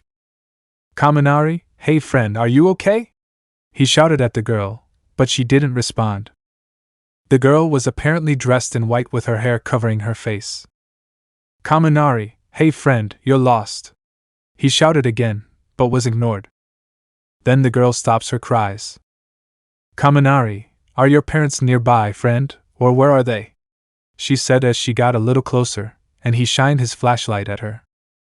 That girl turned around and saw Kaminari with shining eyes, and then he disappeared. Kaminari, don't be an idiot, he said as he ran as fast as his legs could carry him. Then the wailing began to be heard closer and closer to him. Kaminari, hey guys, Issei, Daichi, someone. With the others.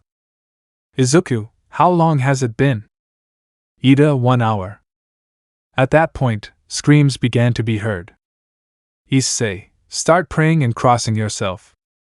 They did as Issei told them. Then a pale-faced Kaminari could be seen, sweating coldly. Issei, and you already believe in ghosts? Kaminari, why I? Issei, here, cross yourself and pray, he said to give him a cigarette and throw this in your cars, otherwise they won't start, he said to give them small bottles of holy water. End of Black Flash. Issei, ha, I still have that recording. Bakugo, and how did you know that doing that thing of praying and crossing yourself was effective with the dead?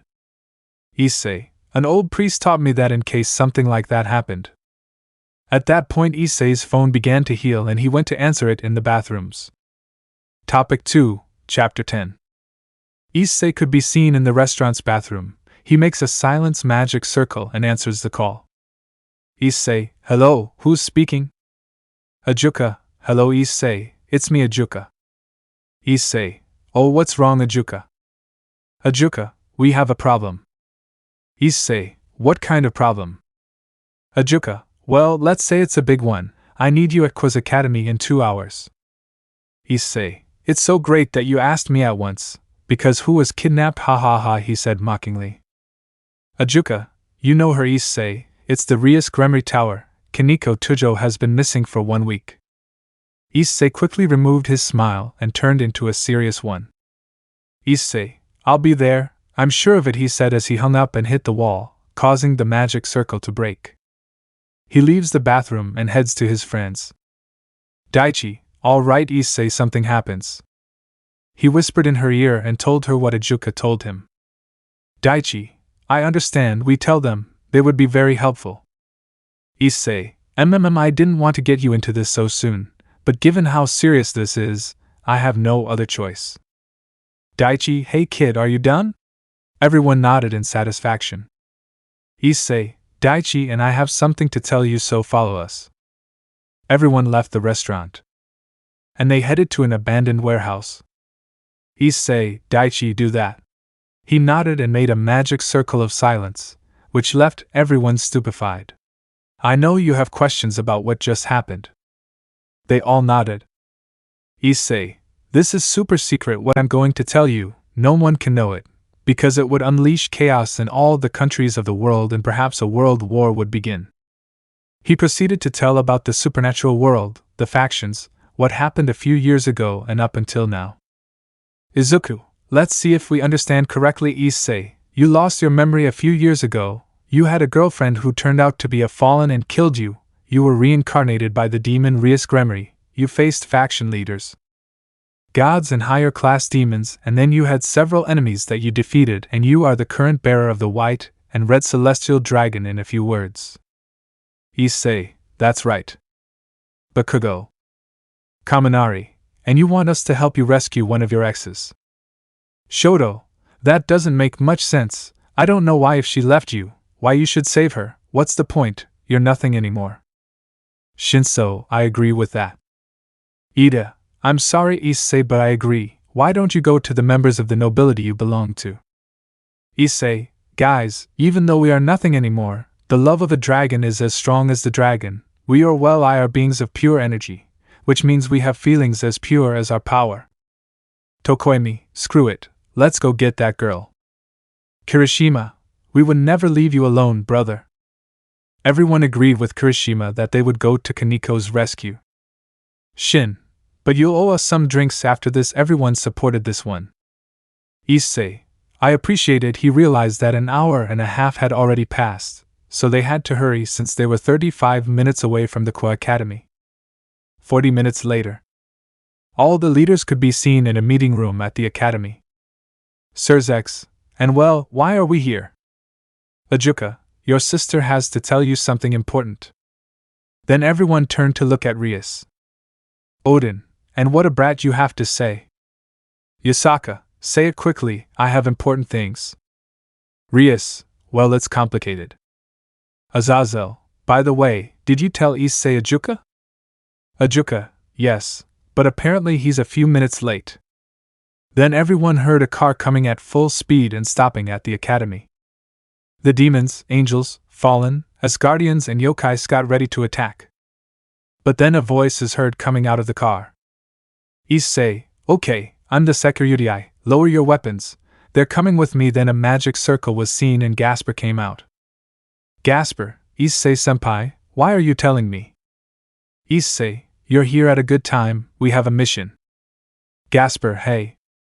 Then everyone entered and headed to the meeting room.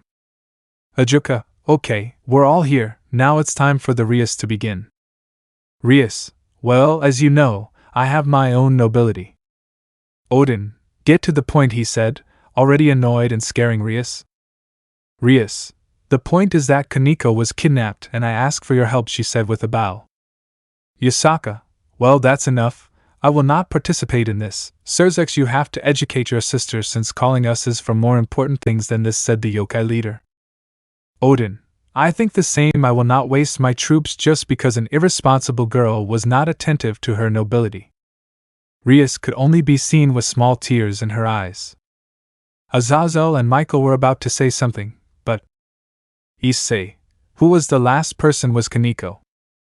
Rias, she said she was going to go with her boyfriend, intrigued. Issei, do you have a photo of him or something about him? Rias, yes, I have a photo that she had in her room. Odin, come on brat, you're going to help him, after what he did to you. Issei ignored him, and went to Risa. Issei, okay. Ida projected on the wall. Ida took out a watch, then took out a laser and copied the image, then reflected it on the wall. Issei, where have I seen you? Take away his brown eyes and make them red. Ida did what Issei said. Daichi, what are you trying to do, Issei? Issei, got it, lengthen his face a little and give him blonde hair. When he said that, the boy transformed into a completely different mind. Then the voices of the others were heard. Kaminari, that bastard.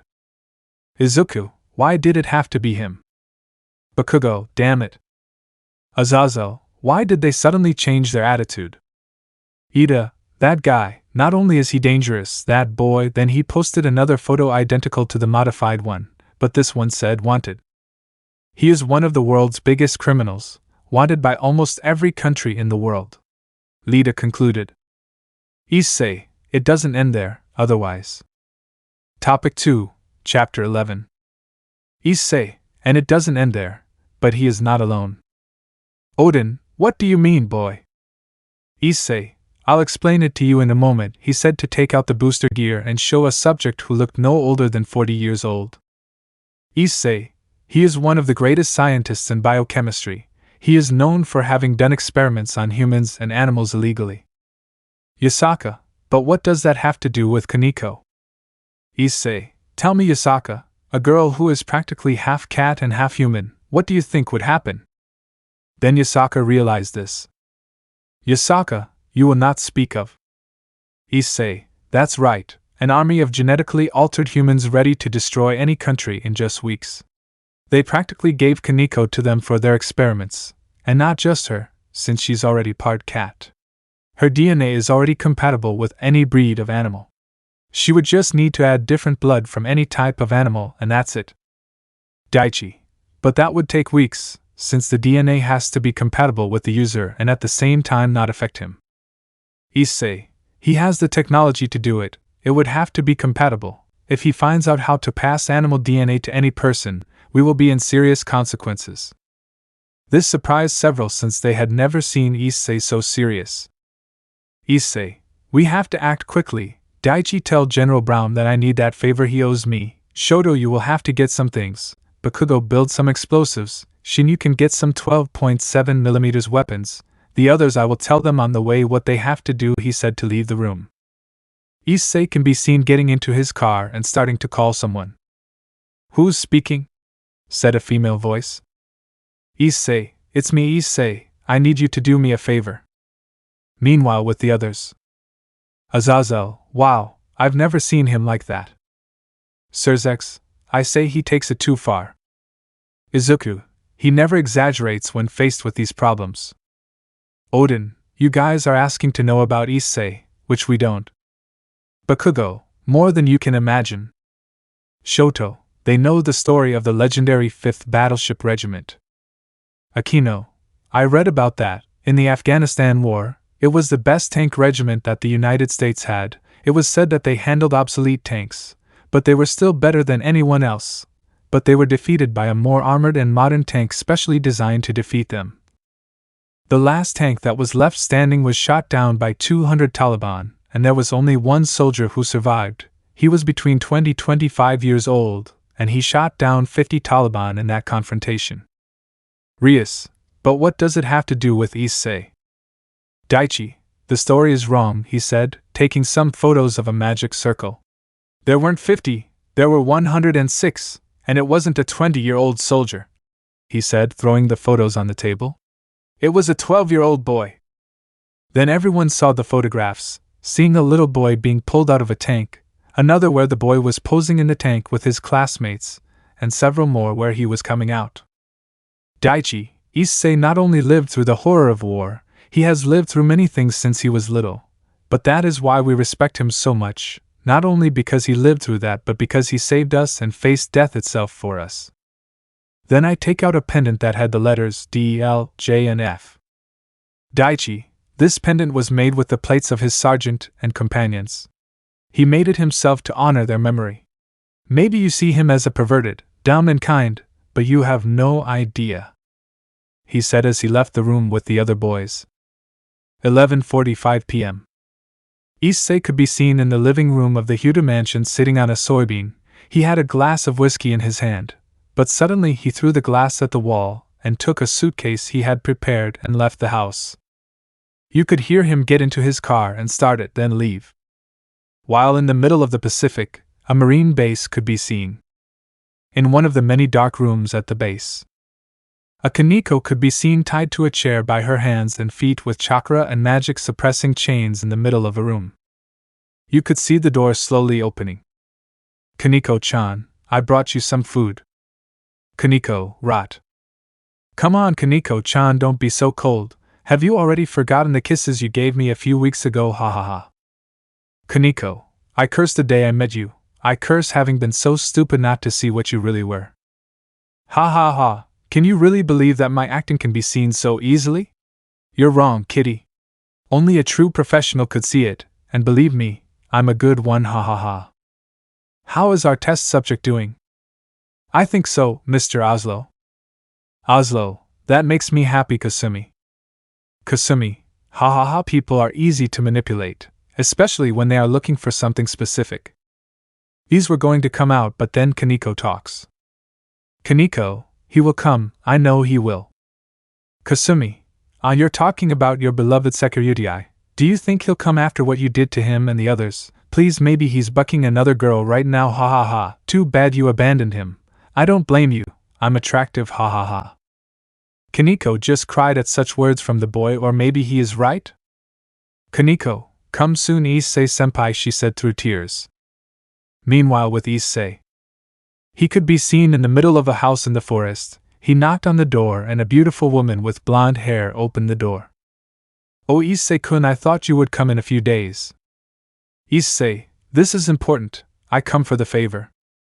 "Oh, but you know that my favors are not free," he said to lick his lips. Issei, "Yes, I know," he said resignedly.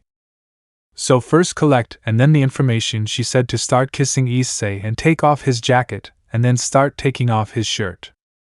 Topic 2, Chapter 12. After giving his agent what he promised, Issei could be seen with the blonde lying on a bed naked and only the sheet covered them. "Yuria, you've changed a lot, Issei, your friend from down here." "Issei, I see that you miss these moments, don't you?" "Yuria, you know that you are the only one who can please me. After you raped me, I have not found a man of your caliber." Issei, "Hey, it wasn't my fault, it was just her orders." "Yuria, it was grape." "Issei, you didn't say that 15 minutes after that." The blonde just turned red upon hearing that.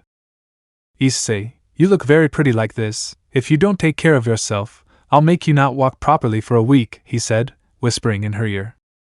Upon hearing that, she succeeded in an extraordinary way, giving a perverted face.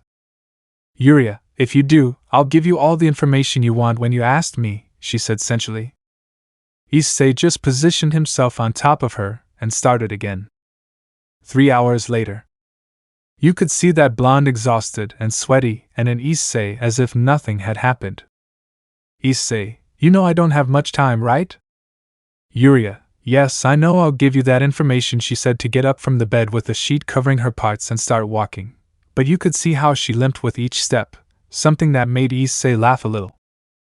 "Issei, it's been a long time since I came here, or isn't it like that, JB?" "Yuria, since her incident, she would be proud of you," she said while searching through her bag. She found what she was looking for and went back to bed. "Yuria, here it is, you said it was called Oslo, this is bad, Issei." "Issei, why do you say that?" "Yuria, Oslo is not only supported by one country, but by several, which are the United States, North Korea, Indonesia, India and Iran, which is why it is almost untouchable, except for you. It has a base in the Pacific, and among the Navy islands there are more bases located around it to protect yours." "Issei, how many?" "Yuria, 9, they are armed to the teeth, and the number 1 criminal in the world is the one protecting her along with 55 S-class mercenaries. Are you really going to go there?" "Issei, if I don't do it, not only will the world be lost, and you know it," he said to get up and start getting dressed. "Yuria, yes, I know, it's a shame that it's not in your heart either." "Issei, who told you that? You know you are important to me," he said to put on his jacket and look at her with a smile. The blonde just blushed. "Yuria, but I'm already old and you are a young man with a good future." "Issei, the more wrinkled the apple, the sweeter the fruit," he said to lick his lips, and he approached her. She just blushed and her head started smoking. "Issei, we're not done. If you want, come see me whenever you want," he said, whispering in her ear and leaving an address, then leaving. 1 week later. Pacific Ocean. Location: Mariana Islands. You could see a marine base where you could see a helicopter landing. A blonde-haired man who looked to be 40 years old had landed, wearing a luxurious red suit. Once inside, he went to a special room, which was a laboratory. There were failed experiments which were dead, and in the middle was Kaneko in a dying state since a lot of blood had been taken from her over the course of time. She was barely able to raise her head to look at him. "Oslo, wow, so you're still alive. I'm surprised that Nikomatas have such vitality." "Kaneko, he will come, I know it." "Oslo, you always say that, ha ha ha. Well, I'll tell you a story. Once upon a time there was a boy who was abandoned by his parents at the age of 10 and why? Simple, his younger brother was the favorite. He always had his whims fulfilled, and one of them was that they abandoned the older one. Then he went to a desk and grabbed a rum that was there, to proceed to serve a glass. Oslo. Then he walked the streets for 2 years until one day he heard a woman screaming for help and he went to help. After that he began his career as a mercenary, killing criminals, mobsters, rapists. Like a Robin Hood, he went to the war in Afghanistan and several other events. Then he began to recruit more to make things simple and allied himself with the governments participating in the UN, FBI, CIA among other secret services. He took a sip of his drink. Oslo. So he traveled around the world killing corrupt governors, dictatorships, and several others of international importance. Then he went to his homeland and there was no news of him. Then he fell in love with several girls, who later left him. Does that sound familiar? This one approached Kaneko. Oslo. I know he will come, that's why I'm rushing the experiments, but when he comes he will find several modified mercenaries ready to kill him. Kaneko couldn't believe it, this was bad, but what could she do? Nothing was weak. If it were her sister she would already have a plan to escape, but it wasn't her. A military plane could be seen flying over the Pacific. Almost all the members of the Knights of the Apocalypse could be seen inside. They were preparing to jump as soon as the pilot gave the order. Issei, okay guys, we'll go into action in a few minutes. The plan is for each of you to destroy a base. I'll go where Kaneko is. We don't know the terrain so we'll be at a disadvantage. When you finish with your bases, take an acoustic vehicle or helicopter to go to my location. All HAI. Pilot, we are on target, go now. The gate opened and they started jumping. One by one until Issei was the last one. He was falling at an impressive speed. A few minutes passed until he saw his target. An oil extractor. Quickly heads out to sea to avoid detection. As he falls, he heads towards a concrete structure to apply pressure with his own wrist and begin to climb little by little. When he reaches the top, he grabs onto a scaffold and begins to slide until he reaches the end of it, then begins to swing and jump to land on the platform. Kasumi, I've been waiting for you all this time, Huda ha ha ha. Topic 2, Chapter 13. The Rescue? Kasumi, I've been waiting for you all this time, Huda Jujuju, he said, laughing like a psychopath. Issei, Kasumi, the man they could never catch. Kasumi, we've never faced each other, but your men have never been able to defeat me. Issei, well, it's time to find out, he said as he pressed a watch on his wrist and began to cover himself with a suit. Put her hair brown. He quickly launches himself against Kasumi to finish him off with one blow. But in a quick movement he takes out a knife, cutting his shoulder. Issei, what the hell, he said to see how his suit was easily cut, since it was supposed to be 4 times harder than iron. Kasumi, are you surprised? The dagger is made of a newly discovered material, which is harder than diamond and sharper, ha ha ha.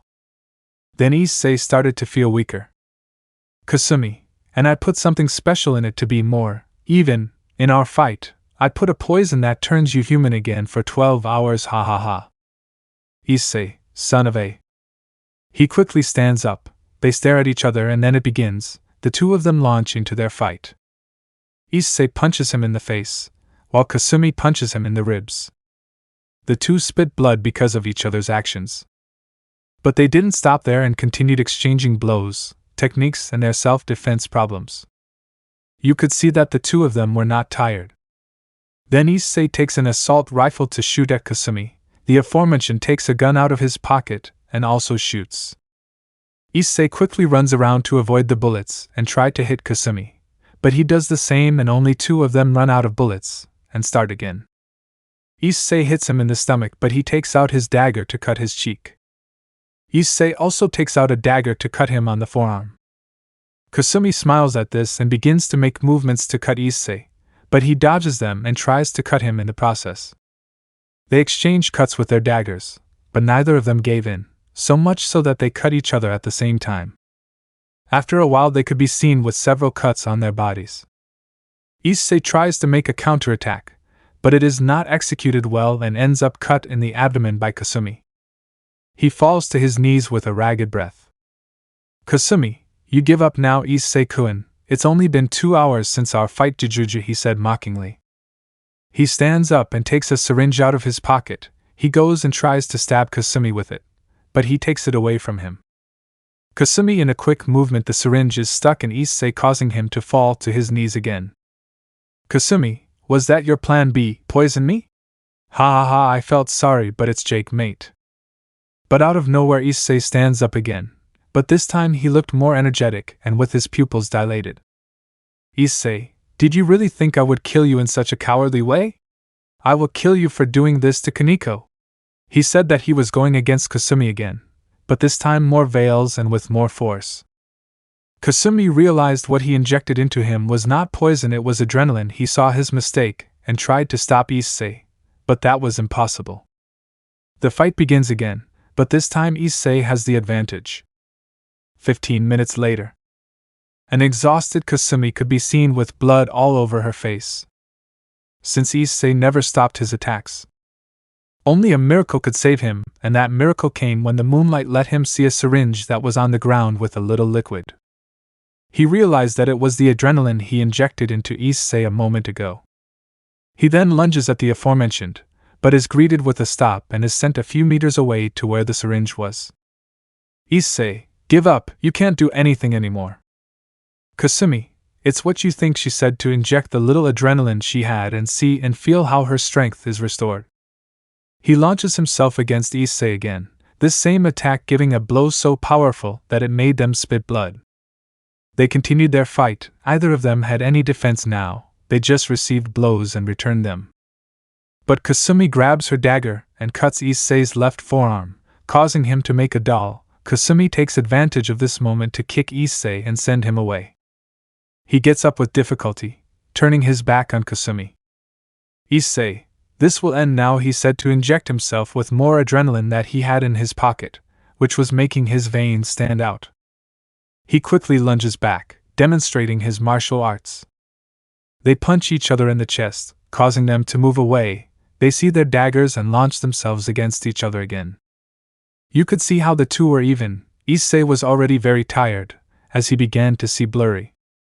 In one last movement he felt someone grab his shoulder, feeling a familiar presence pushing him into Kasumi's chest. It was possible to see how this dagger stabbed into Kasumi's heart, ending this one as a winner. But at the cost of losing his dragon side and powers temporarily, and with serious deep cuts. But he, regardless of the pain, headed for the door where he found the hitmen. He quickly kills them without mercy, but before dying they shot him twice in the back, causing him to bleed more. 20 minutes later. You could see how behind Issei there were several dead mercenaries. He heads down a hallway where everything was white, until he goes to the end of it and sees a door. He walks in and sees a man standing there with a glass of whiskey and a smile looking out to sea. Oslo, it's been a while, old friend. Issei, shut your mouth, damn it. Oslo, what's wrong? You're not happy to see me. Issei, where is Oslo? Who are you referring to? Issei, stop the nonsense. Oslo, oh, the girl is here, he said to take out a katana and try to cut him. He quickly dodges it, but Oslo makes an inhuman movement and changes the direction of the katana and cuts him. Issei is surprised and punches him, but it has no effect. Oslo surprised? Thanks to you, my friend, I was able to turn into many superhumans with animal characteristics. I know you noticed it when you fought with Kasumi and a few mercenaries. He doesn't say anything and starts walking with the intention of killing him. A fight quickly begins where Issei was losing. After several cuts, he looked tired, exhausted and pale from the loss of blood. To end the fight, Oslo stabs Issei in the stomach with the katana until it comes out through his back. Believing that he won, he starts laughing, not expecting that the man would push him onto his desk and stab him in the throat with a pen, causing him to choke on his own blood. Issei takes off his katana and heads to the desk, to see where Kaneko was, who was 2 rooms after this one.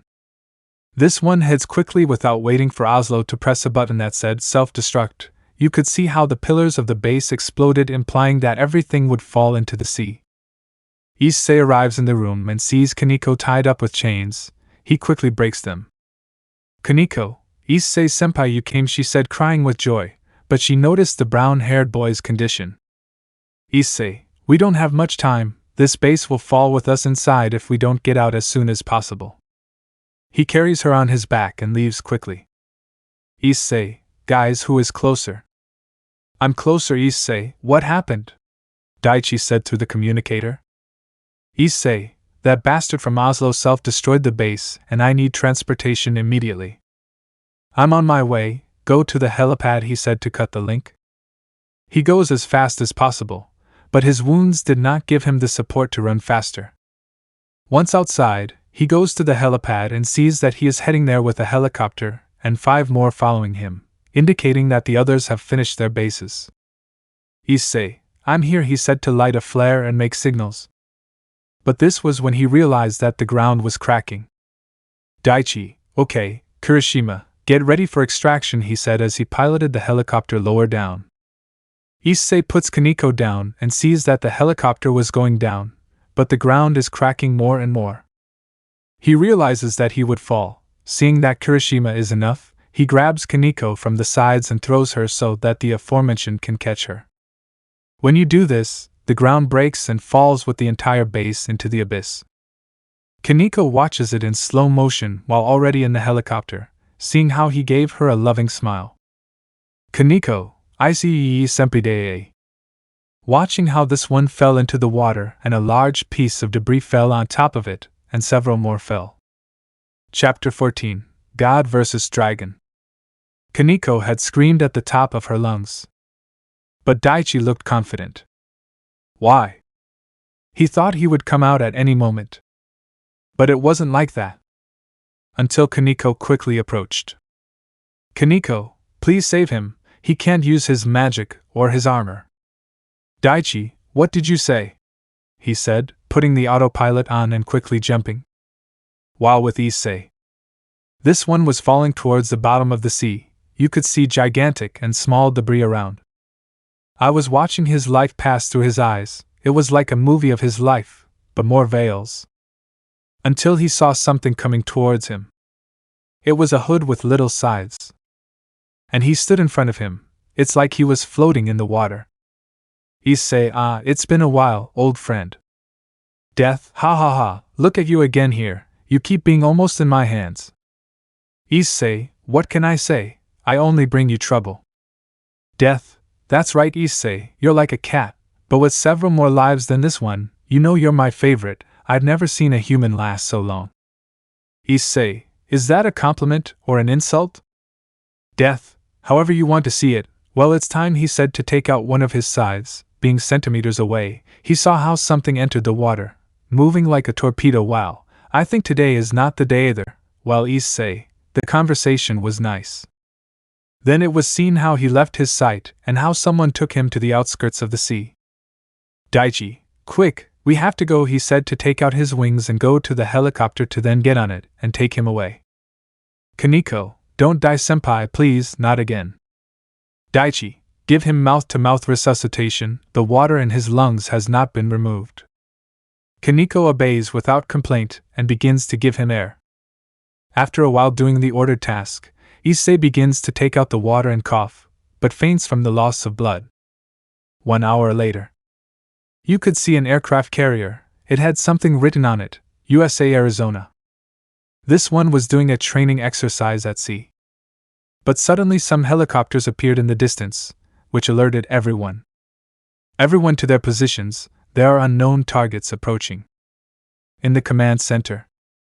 Sir, something is approaching and trying to communicate, said the sailor. Could they be enemies? Said another sailor. Sir, they are insisting too much, said the sailor. Captain, let's see what he has to say. For Buck's sake, answer. Captain, I am the captain of this aircraft carrier. Who are you and what do you want? We have an urgently injured person, remember the helicopter.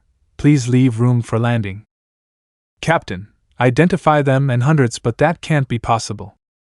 For shit, I'm Apocalypse 02, he's going to make room for me on the damn aircraft carrier or I have to give him my damn papers. Captain, a knight of the Apocalypse, make room, they landed now. The captain of the aircraft carrier demanded. They quickly moved the planes and stopped the helicopters from landing. When they got off, a team of doctors was already waiting for them. They quickly lowered Issei and took him to the emergency room. The others quickly approached. Bakugo, but what happened? Daichi, I don't know.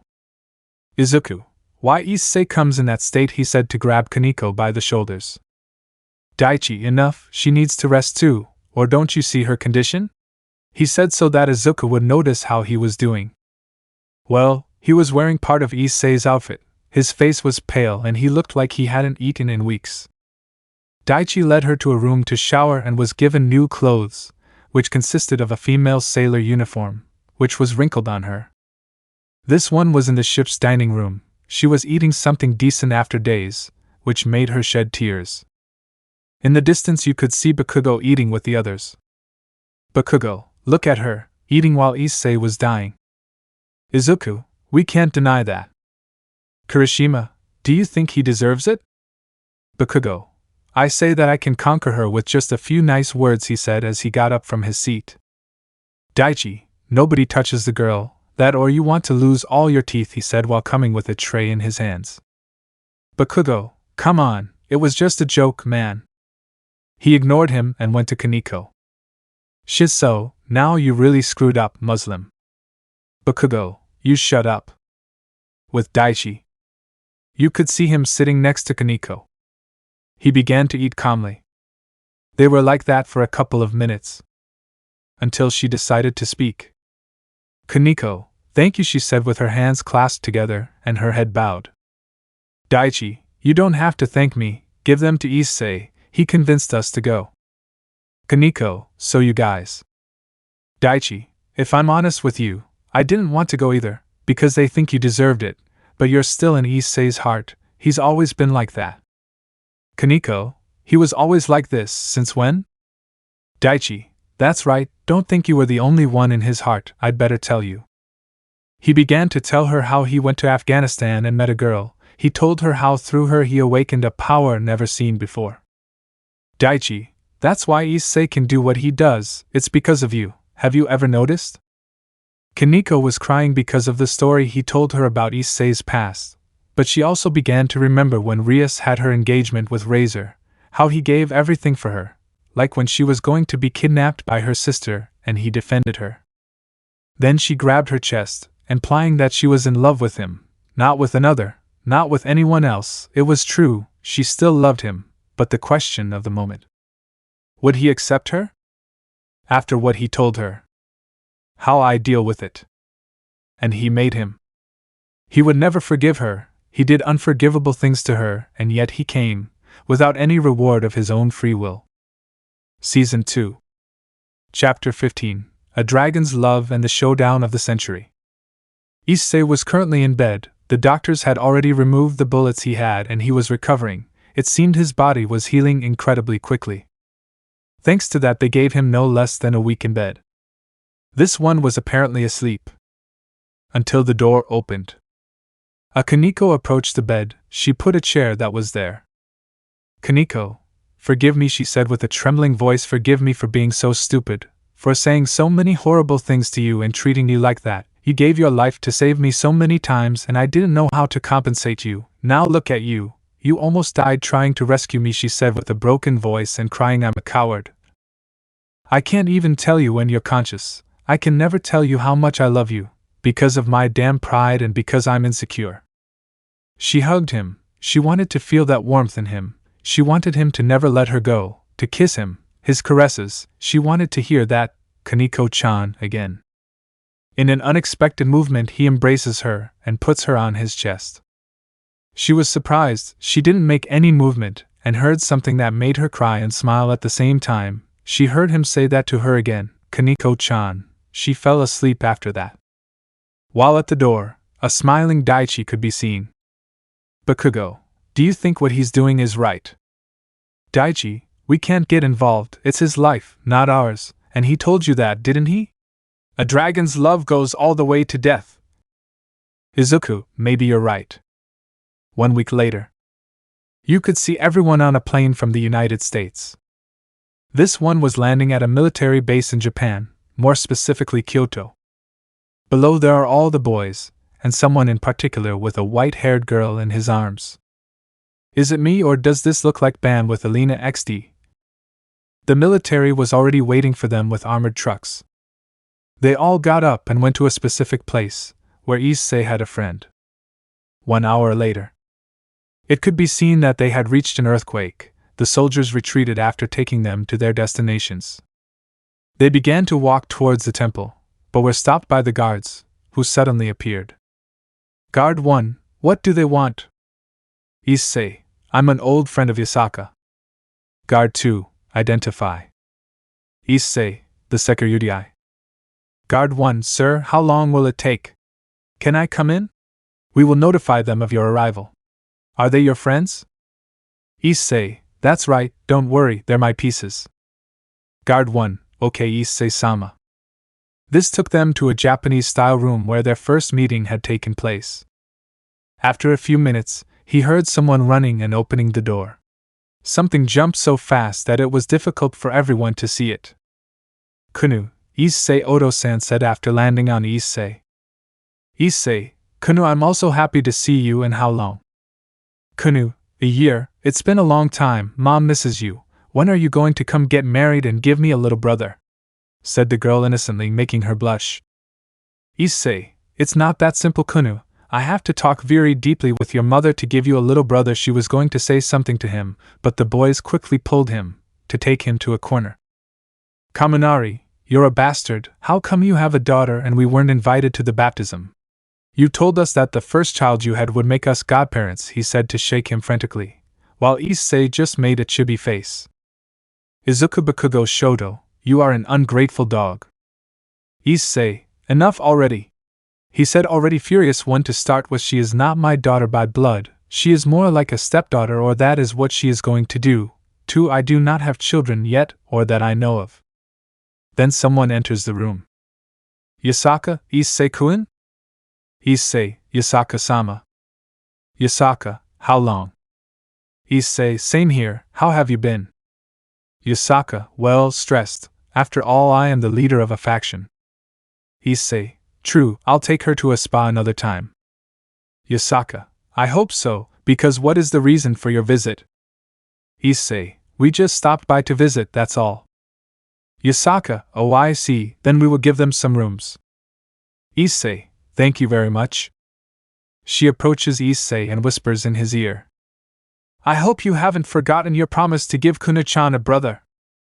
He blushes and starts nodding his head frantically, while a certain navy-haired boy looked at him with a serious face. 3 hours later. Issei, well Daichi, why did you call me? I have to play with Kunu and take her to the park. Daichi, you know Issei, after a while we haven't faced each other, right? He said, turning his back on the aforementioned. Issei, Daichi, you know that's not possible. We could destroy the world, or maybe worse, he said seriously. Daichi, face me Issei so I'll know what level you're at, he said determinedly. Issei looked at him as determined and knew that if he didn't face him the good way, he would face him the bad way. Okay Daichi, but it will be with witnesses and in a constructed arena, just you and me with no one around, okay, he said seriously. He nodded in satisfaction. Issei, well, he said to make a magic circle. Yasaka-sama could do me a favor. 5 hours later. You could see everyone in one room. Bakugo, and we're waiting. Issei, thank you Yasaka-sama for creating the combat arena. Yasaka, you're welcome Issei-kun. These are teleported to the combat arena. You could see everyone in one stand except 2 people. Well, today we are here to witness what is a fight of unimaginable magnitudes.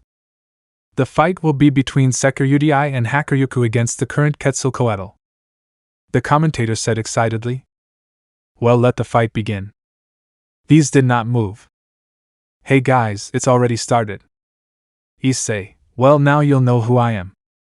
He quickly kicks the ground, launching itself at Daichi's face.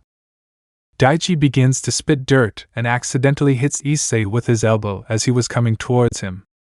Izuku, kick him! These people doing what they are asked and giving a back kick are kicking each other in the backside at the same time. Issei/Daichi, there is. Izuku, no, but not like that, he said to pat himself in the face. They grab each other with a key and start to wrestle. Bakugo, tilt it with your own weight. Those nodding with difficulty lean over and fall onto some stones. US said all the spectators. These two are seen hugging each other and quickly separate. Shodo, with your head. Taking notice, the two grab each other's heads and crash into each other, causing them both to fall dizzy. Yasaka, come on boy, even I fight better than you. They get up, already recovered from the last blow, and look at each other. Daichi, okay Issei, enough with the games. Issei, I think the same, he said with a fan smile. Season 2, Episode 16, A Fight Worthy of the Gods. After parting ways, they stared at each other, wondering what their next move would be. Everyone watched expectantly. Seconds became hours for them. Until a drop of sweat began to fall from both of them, as if it were a bell. Yasaka gave a sigh of fright, as she almost lost sight of them.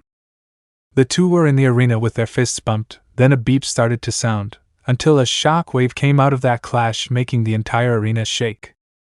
The sand had broken, which Issei realized. Then those cracks began to close. Daichi gave another punch, which Issei put his hands in a cross and pushed him away to a forest. Issei stopped as best he could and dodged a blow that came like this. He quickly grabs Daichi's arm and kicks him in the abdomen, sending him flying.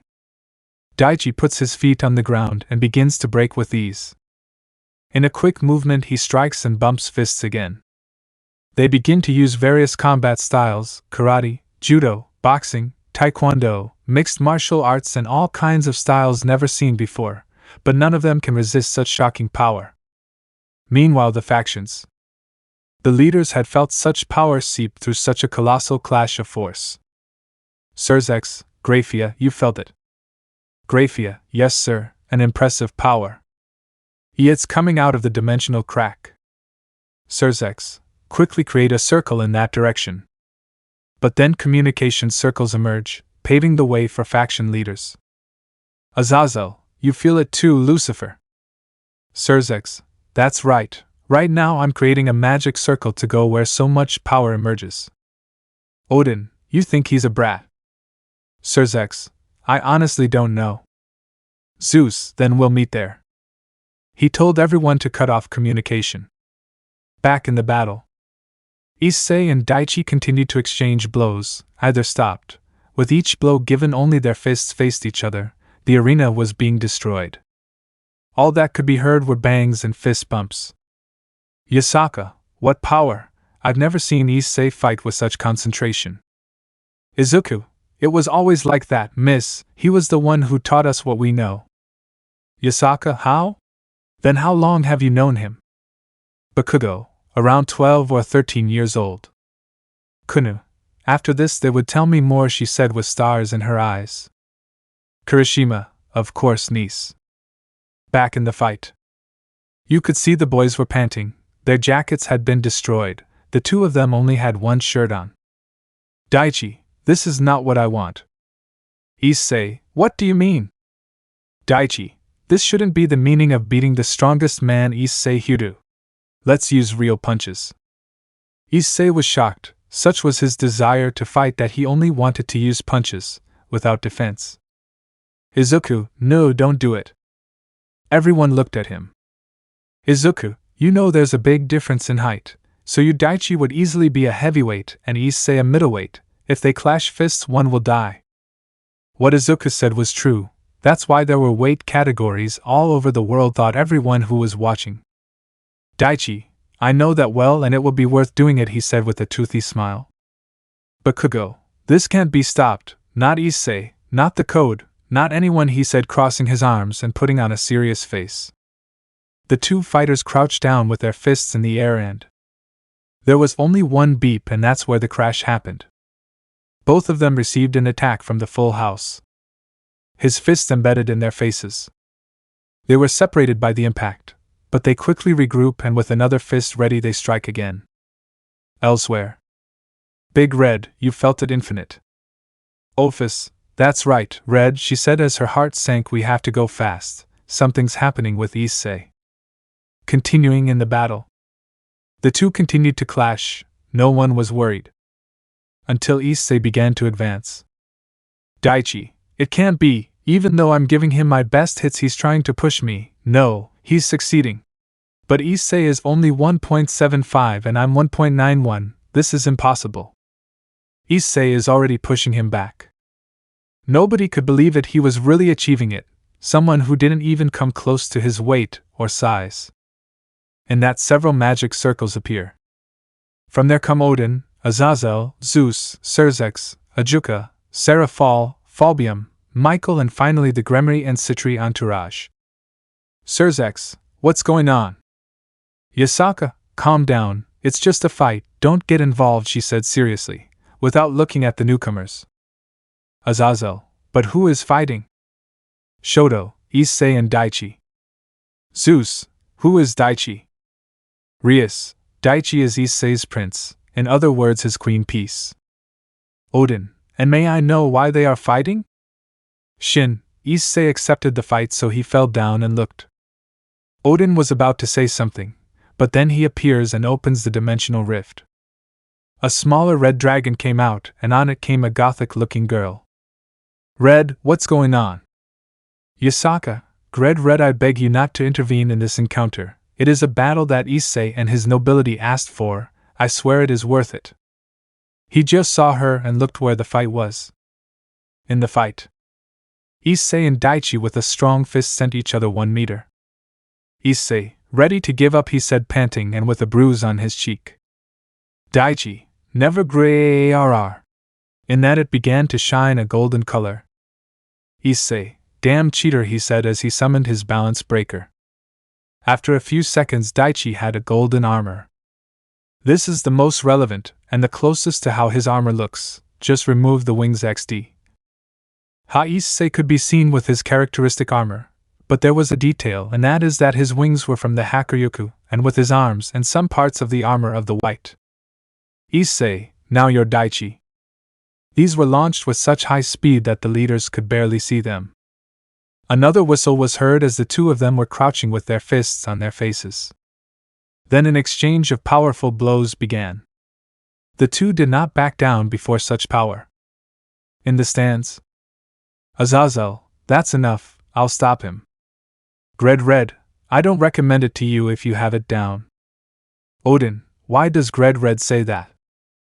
Red, those two are already in a league above yours, although the boy who just reincarnated is so strong that he is already in the 11th of the most powerful presences in the world. Surzex, that's impossible, and what is Issei's top in? Red, the boy in 9, if he ordered that, it's not all his power. Ajuka, what does it refer to? Red, he is limited, no, better said he is maintaining the combat arena with his power, and at the same time he is fighting, and even so he has not released all his power. Topic 2, Chapter 17. Issei and Daichi did not back down, it was as if they were standing still. But for the high ranks they could see it. They moved at a mind-blowing speed. Azazel, it can't be possible. Red, believe it or not, these guys have already surpassed them, and I hate to admit it, but they will surpass me in no time. Become sand. Issei delivered a strong blow that destroyed Daichi's helmet. Issei, I will not separate from you, and this is the fight you have been waiting for, right? Daichi, that's right.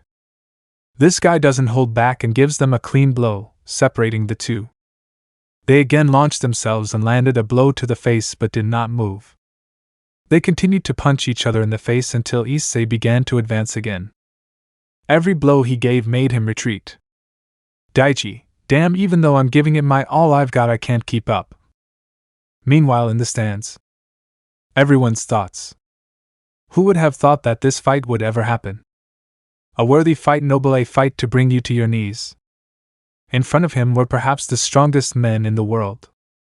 In the face of what we were doing, no spectator said anything or did anything. None of us stopped watching this fight. Back in the battle, Daichi, shit, a guy who had forgotten everything a few months ago is now trying to push me. He's not succeeding, he's beating Mexico. I shout to give a strong blow and break Issei's helmet.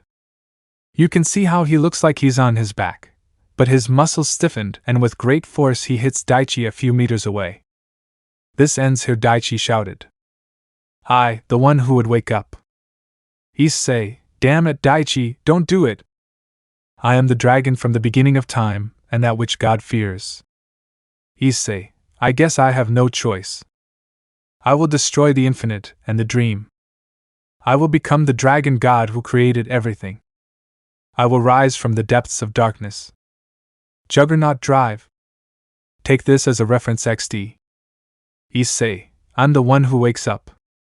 We are the dragons who stole the very supremacy of God. I laugh at the infinite, and I mock the dream. I will become the dragon that reigns supreme. I will plunge you into the depths of the crimson purgatory, and take you beyond innocence. Juggernaut Drive.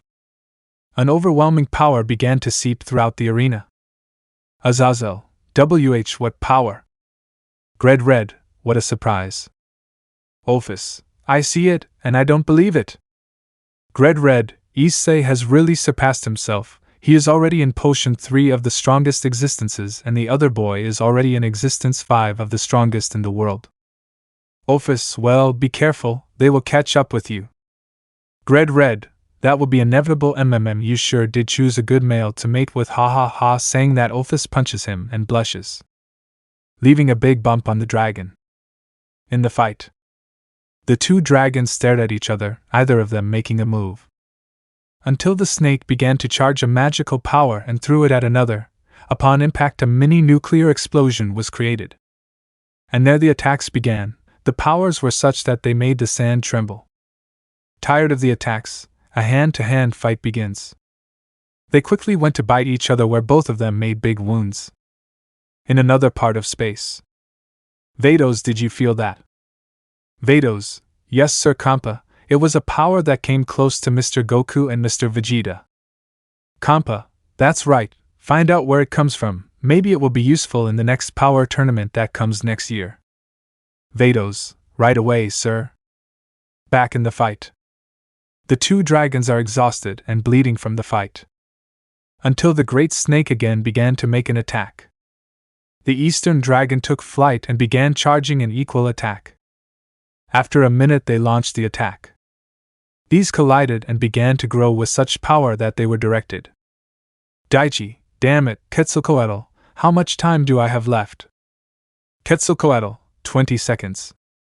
Daichi, buck. Issei, Daichi, you were a good opponent, but it's time to end this. Crimson Diablo's dragon. Then Issei saw him again. He was standing next to Daichi making a team for the attack. When he saw him, he sheds a few tears but continues with the attack. In the stands, everyone was expectant of such power. Red, I think this boy never ceases to surprise me, you know. Ophis, I think he's already surpassed you. Ophis, that's what I see. Red, now be careful because one of these days he will surpass you. Red, that will be inevitable, you know. Having the power of infinity, and my blood, it is inevitable. In the fight, Daichi kept putting in power but kept getting outclassed. 10, 9, 8, 7, 6, 5. Daichi, I think I've reached my limit. I accept my defeat. Thank you, Issei, for this fight. I've realized how strong you are. 4, 3, 2, 1. At that moment, Daichi returns to normal with his armor. Issei realized this as he didn't feel the Juggernaut drive. With impressive speed, he gets behind Daichi and knocks him out. Once he has done that, he goes to the stands and puts up a barrier. When he does this, the explosion of the attacks makes everything shake. A huge red mushroom cloud can be seen in the distance. Narrator, this fight was a beastly battle and it is awarded to the winner, Security. Then everyone was transported to a waiting room. Issei returns to his form and puts his friend on the ground. He was breathing with difficulty, something that worried Issei. Quetzalcoatl, calm down, Larva, he's fine, he's just tired from such a fight, you're not seriously ill, and if you were, I would already be healing you. Issei, thank you Quetzalcoatl-sama. Quetzalcoatl, no problem kid, hey you two, he said to scare Albion and Drake. Drake/Albion, yes sir. Quetzalcoatl, ha ha ha, you have a good bearer, don't let him go. Albion, we know.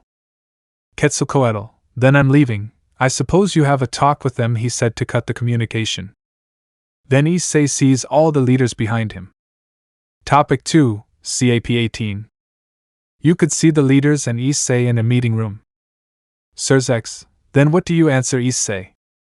Issei, what do you want to know? Odin boy, why are you hiding this from us? Don't you trust us?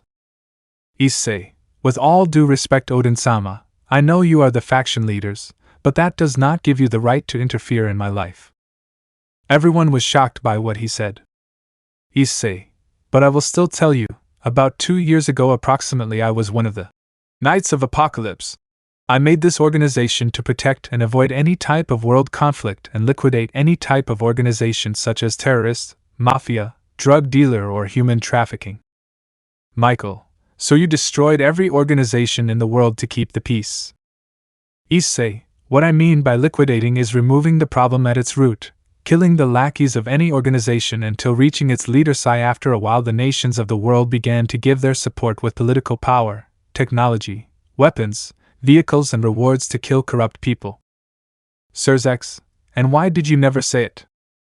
Issei, if I'm honest, I didn't remember anything, even though I worked with you even in death, I could never remember my past until… Azazel, until what? Daichi, I arrived, he said so that they could see him at the door and holding on to it, the others held him and sat him on a chair. Issei, that's right, I think that when someone extremely important from your past arrives, when they arrive everything comes back and consequently I fainted due to the overload of memories that flooded my mind. I even remember who did it to me. Zeus, so? And who was it that he should pay? Issei, he's already paying the price. Zeus-sama, he almost killed Rias Gremry and Sona Citri. He was the bastard who almost caused another war. Azazel came to mind, a man in a suit with pointed ears and a pale face. Issei, it was Kokabil the fallen angel. Azazel, but how? Issei, I'll explain it briefly, he said, to tell them how he caused the fight, how he faced him and how he took away a pair of his wings. Azazel, so that explains why he arrived that day badly injured and without a pair of wings. Issei, well, before I go I have something to do, he said, to take out his chessboard. The boys, knowing what was happening, bowed and put one knee in front. Issei, you know what it means. I won't force you into anything. If you want, be part of my nobility, and if not, just say it. All, we will follow you even in death. Issei, well then so be it, he said as the pieces began to float in his hand. These now only had 6 pawns, a bishop, 2 towers and 2 knights. They swear to protect everyone without any cost, without any reward. All, I swear. Issei, they swear to protect this family, humanity itself and all existing life. All, I swear. Issei, they swear to never break their ideals and be faithful to the cause. All, I swear. Then the pieces began to choose their bearer. Everyone present was surprised why the pieces began to shake violently, and one doubled, another tripled. This was the case of a pawn, rook, bishop and knight. Izuka pawn rook. Bakuo pawn bishop. Todoroki pawn bishop. Ida pawn knight. Kirishima pawn rook. Tokoyami pawn knight. Kaminari pawn bishop. Shinso pawn knight. Shin pawn rook. Ajuka, this should be totally impossible. The pieces should never double or triple, he said, impressed and wanting to study what happened. Issei ignored him and just said, Issei, well, I'm leaving, I have to prepare for the school festival. Zeus, before that, boy, what do you say about the tournament that will take place in 2 months? Issei, I'm honestly not interested in that.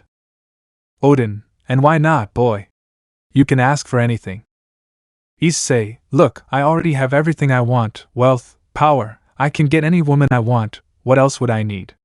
He said, and everyone agreed with him, and some women's hearts hurt because of what he said. Without further ado, he leaves with his entourage. Already in the afternoon. You could see an Issei at the door of his room since he was tired from the fight. He went into his room and turned on the lamp. What he didn't expect was for someone to cover his eyes. Who am I, Naya? Issei, you know Kuroka, if you want to surprise someone, don't say something that characterizes you, hee. Kuroka, you're bad, Issei, she said with a pout. Issei, but even if it is a surprise, my kitty, I miss you a lot, he said to grab her by the waist and give her a kiss. Kuroka, same here, but look at you, you're not the same, did you cut your hair? And these muscles and this smell that attracts me more, she said, biting her lip. Issei, I see that you have changed a lot in these months, but how did it go on the mission with Leifi? And where is she? Kuroka, we did well, we managed to destroy that organization and Leifi is with her family, so I have you all to myself, Naya, she said in a seductive voice. Issei, that's good, my kitty, but you have to wait since I have to take a bath. He quickly entered the bathroom. This didn't please Kuroka and she pouted, but then something came to her mind and she licked her lips. 10 minutes later. Issei was taking a shower, but then someone came in. Knowing that it was Kuroka, he couldn't look back, losing sight of himself. Kuroka quickly puts her breasts on Issei's back and begins to rub herself there. Issei, don't provoke me, kitten, you could lose. Kuroka, Naya, there's nothing to lose after all, we're engaged. Issei quickly turns around and puts her on his lap and begins to kiss her. What Kuroka didn't expect was that something lifted her up a little and it wasn't her lover's legs, making her blush. And in that bathroom, Kuroka lost her virginity, where moans were heard for 40 minutes without stopping. I don't put lemon because they tell me I'm bucked up and the whole plot is lost. I'll only put romantic scenes v. After that, Issei came out with a towel and leaving with a Kuroka in his arms while the two kissed, he put her on the bed and left the room. This one was for some melted chocolate and strawberries. Since there was no one there, he was free to roam as he pleased since Daichi stayed with his friends in an apartment to rest and the others had not arrived. He comes back and puts what he brought on a table next to the bed and they continued with their act of lust. 15 minutes later. You could see a Ross entering the Huda mansion, and she lets out a sigh of tiredness. Ross, wow, that was a lot of paperwork, thank God it's Friday now. She goes up the stairs, but then she starts to hear strange sounds in the room she shared with Issei. Without further ado, she goes to the room. The door was slightly open, and she saw Kuroka and Issei's act. Ross, what are you doing? He said in a whisper. He saw how Kuroka received all of Issei's love, and how she enjoyed it, and something crossed his mind, but he quickly shook his head. No, he couldn't do something so indecent, but that's what crossed his mind like he did with Issei, so he gathered his courage and went in to be with them. Something that surprised them both, but they still continued, but now with the three of them.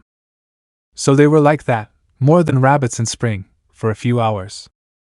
Until a fallen one arrived, who came alone since the others had stayed in the underworld. She went up and also heard the sounds. When she poked her head out, she saw everything out of the corner of her eye and blushed. She stood behind the wall listening to everything they did, and beginning to think unholy things and doing impure things with her body. Chapter 19, The Festival. Issei woke up after his night with his fiancées. He just looked at her, as she stood by his side with a satisfied smile. Drake, wow, mate, after being a virgin with the others and getting to this, I'm very proud, he said, bringing crocodile tears to his eyes. Issei, I'm not going to deny it, but I wasn't a virgin anymore, you know. Albion, good point. Issei, well, I have to make breakfast. When he left, he ran into Akeno, who blushed when she saw him. Issei, good morning, Himejima-san. When she heard him call her by her last name instead of her first name, she became sad, but she still said good morning to him. He went down to the kitchen and started making some eggs, bacon, and pancakes.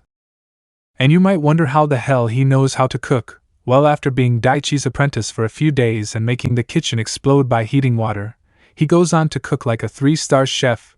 Of course, after having 10 bumps on his head, everyone learns. He saw Akeno from behind in the dining room and gave her a plate for her. Issei, enjoy it, Akeno-senpai, he said with a warm smile. She is surprised and eats a little, causing her to remain static for a moment. On the other hand, he went up to his room. Issei, good morning, sleeping beauties, he said to wake them up and put their breakfast in bed. Kuroka/Ross, good morning, darling, they said at the same time. Ross, what time is it? Issei, 11:37. Kuroka, really? You really made us exercise until late, she said to give him a flirtatious smile and eat. Issei, he and I would do it again, but how about I take them on a date instead? They accepted with great happiness. After all, they were almost the only ones engaged. Well, there were Ingvill and Elmenhild, There were also the possible candidates. Well, this one took them to the perfect date, where they spent all they wanted on clothes, went to the movies, and finally had a romantic dinner. The day ended with a passionate night in the bedroom for the couple. Then Sunday came. You can see all the boys in an abandoned warehouse outside the city. Issei, okay guys, let's introduce the new member of Team Gasper. Gasper, a pleasure, and what initiation consists of. Daichi, Issei taught you how to drive, right? Gasper, yes, why? Izuku, every year we steal a few cars from each mafia and we do a race, so that the corrupt police follow us. Since the cars are not verified by the government, they are illegal in short. Gasper, I see, and when does it start? Izuku, now, he said as he ran out and headed to a map where a mafia was located in the city. He crossed out a place and left a green rabbit marked on it, then he ran out. The others did the same and left, leaving Gasper with the last one. 3 hours later. You could see a car arriving on a street full of buildings. But behind him followed more where they were forming. On the other side, another line of cars was also forming. All from famous brands. Pagani, Lamborghini, Chevrolet, Koenigsegg, Ford, Porsches, Ferrari. It was like a gang of cars was challenging each other. People who saw this better walked away. Many had called the police, so the sirens could be heard in the distance. But then a small car passes by on the street doing an impressive maneuver. He had his windows down and stuck out his hand to show them the middle finger. Apparently this made the drivers angry and they started chasing him. But surprisingly, the car was very fast and efficient. The cars did everything they could to catch him, but he was very elusive, until the corrupt police arrived. They tried to stop the cars, but they were flipped over or crashed when they tried. The news was viral, newscasts, social networks, the persecution was brutal. It is estimated that the number of dead police officers was already 209 and rising. The chase lasted 46 minutes, with the cars escaping without a trace. With the boys. You could see these on the outskirts of the city. Izuku, what is that shitty car? Ha ha ha, he said to laugh with the others and point at Issei. Issei, but at least this should beat them. Ha ha ha ha ha ha, he said to laugh, and everyone was silent anyway. How many were there? Bakugo, 258 and counting.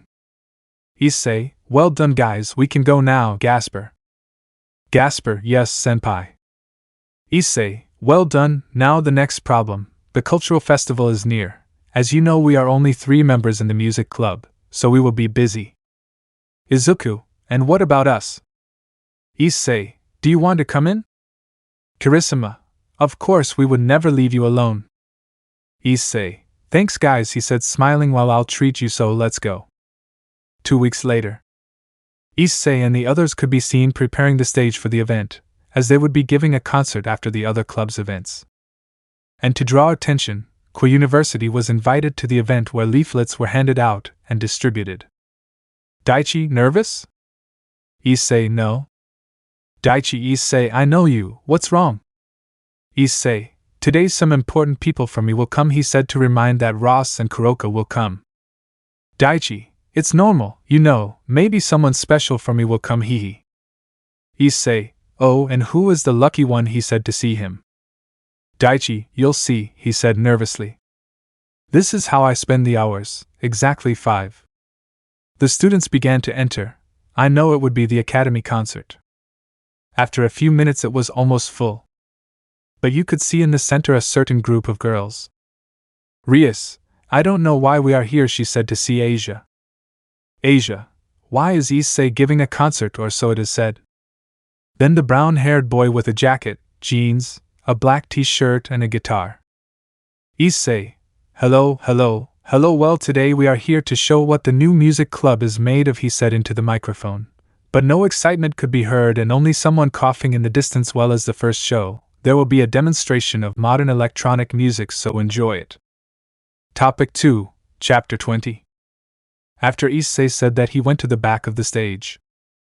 At that point the stage curtain was unfolded and from there you could see Daichi with a DJ board. Then the lights went out and it began. The stage lights began to shine again, but this time to the rhythm of the music. Everyone was surprised to hear the music because it was really good. Daichi, put those hands up. Everyone hesitated but raised them. He started to jump and everyone did the same. Girl 45, this is fun. Boy 67, if it really is. This continued until the song seemed to be ending, but then another one began. Everyone started screaming with excitement. Women were shaking their hair and men were jumping frantically. It was music that wasn't heard much in Japan, but now these guys had brought it here and they loved it. So again until another one began. It was amazing what they heard, really this was the music club. And so it continued song after song. So until everything ended. Daichi, they're having a good time. All yes.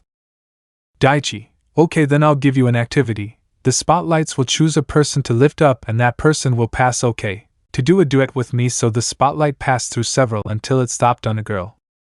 Issei was surprised since he knew that girl. Daichi, okay, you go up.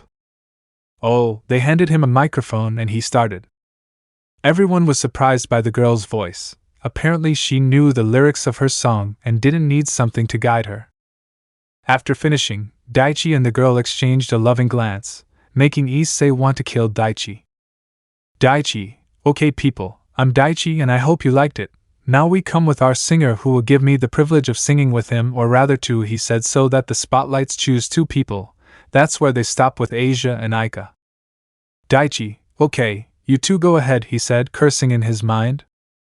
The two girls looked blushed and once they were on stage they were given a microphone and a screen began to lower. Then a guitar was heard and you could see Issei making his way, and below came Bakugo with his drums, Izuku with the bass and the others with other instruments. Everyone was surprised by Issei's voice, as it was noticeable that he had changed in every way, and when he finished everyone applauded him. Daichi, a round of applause for these beautiful ladies, he said, and everyone applauded. Thank you for your participation. Well, here goes something else.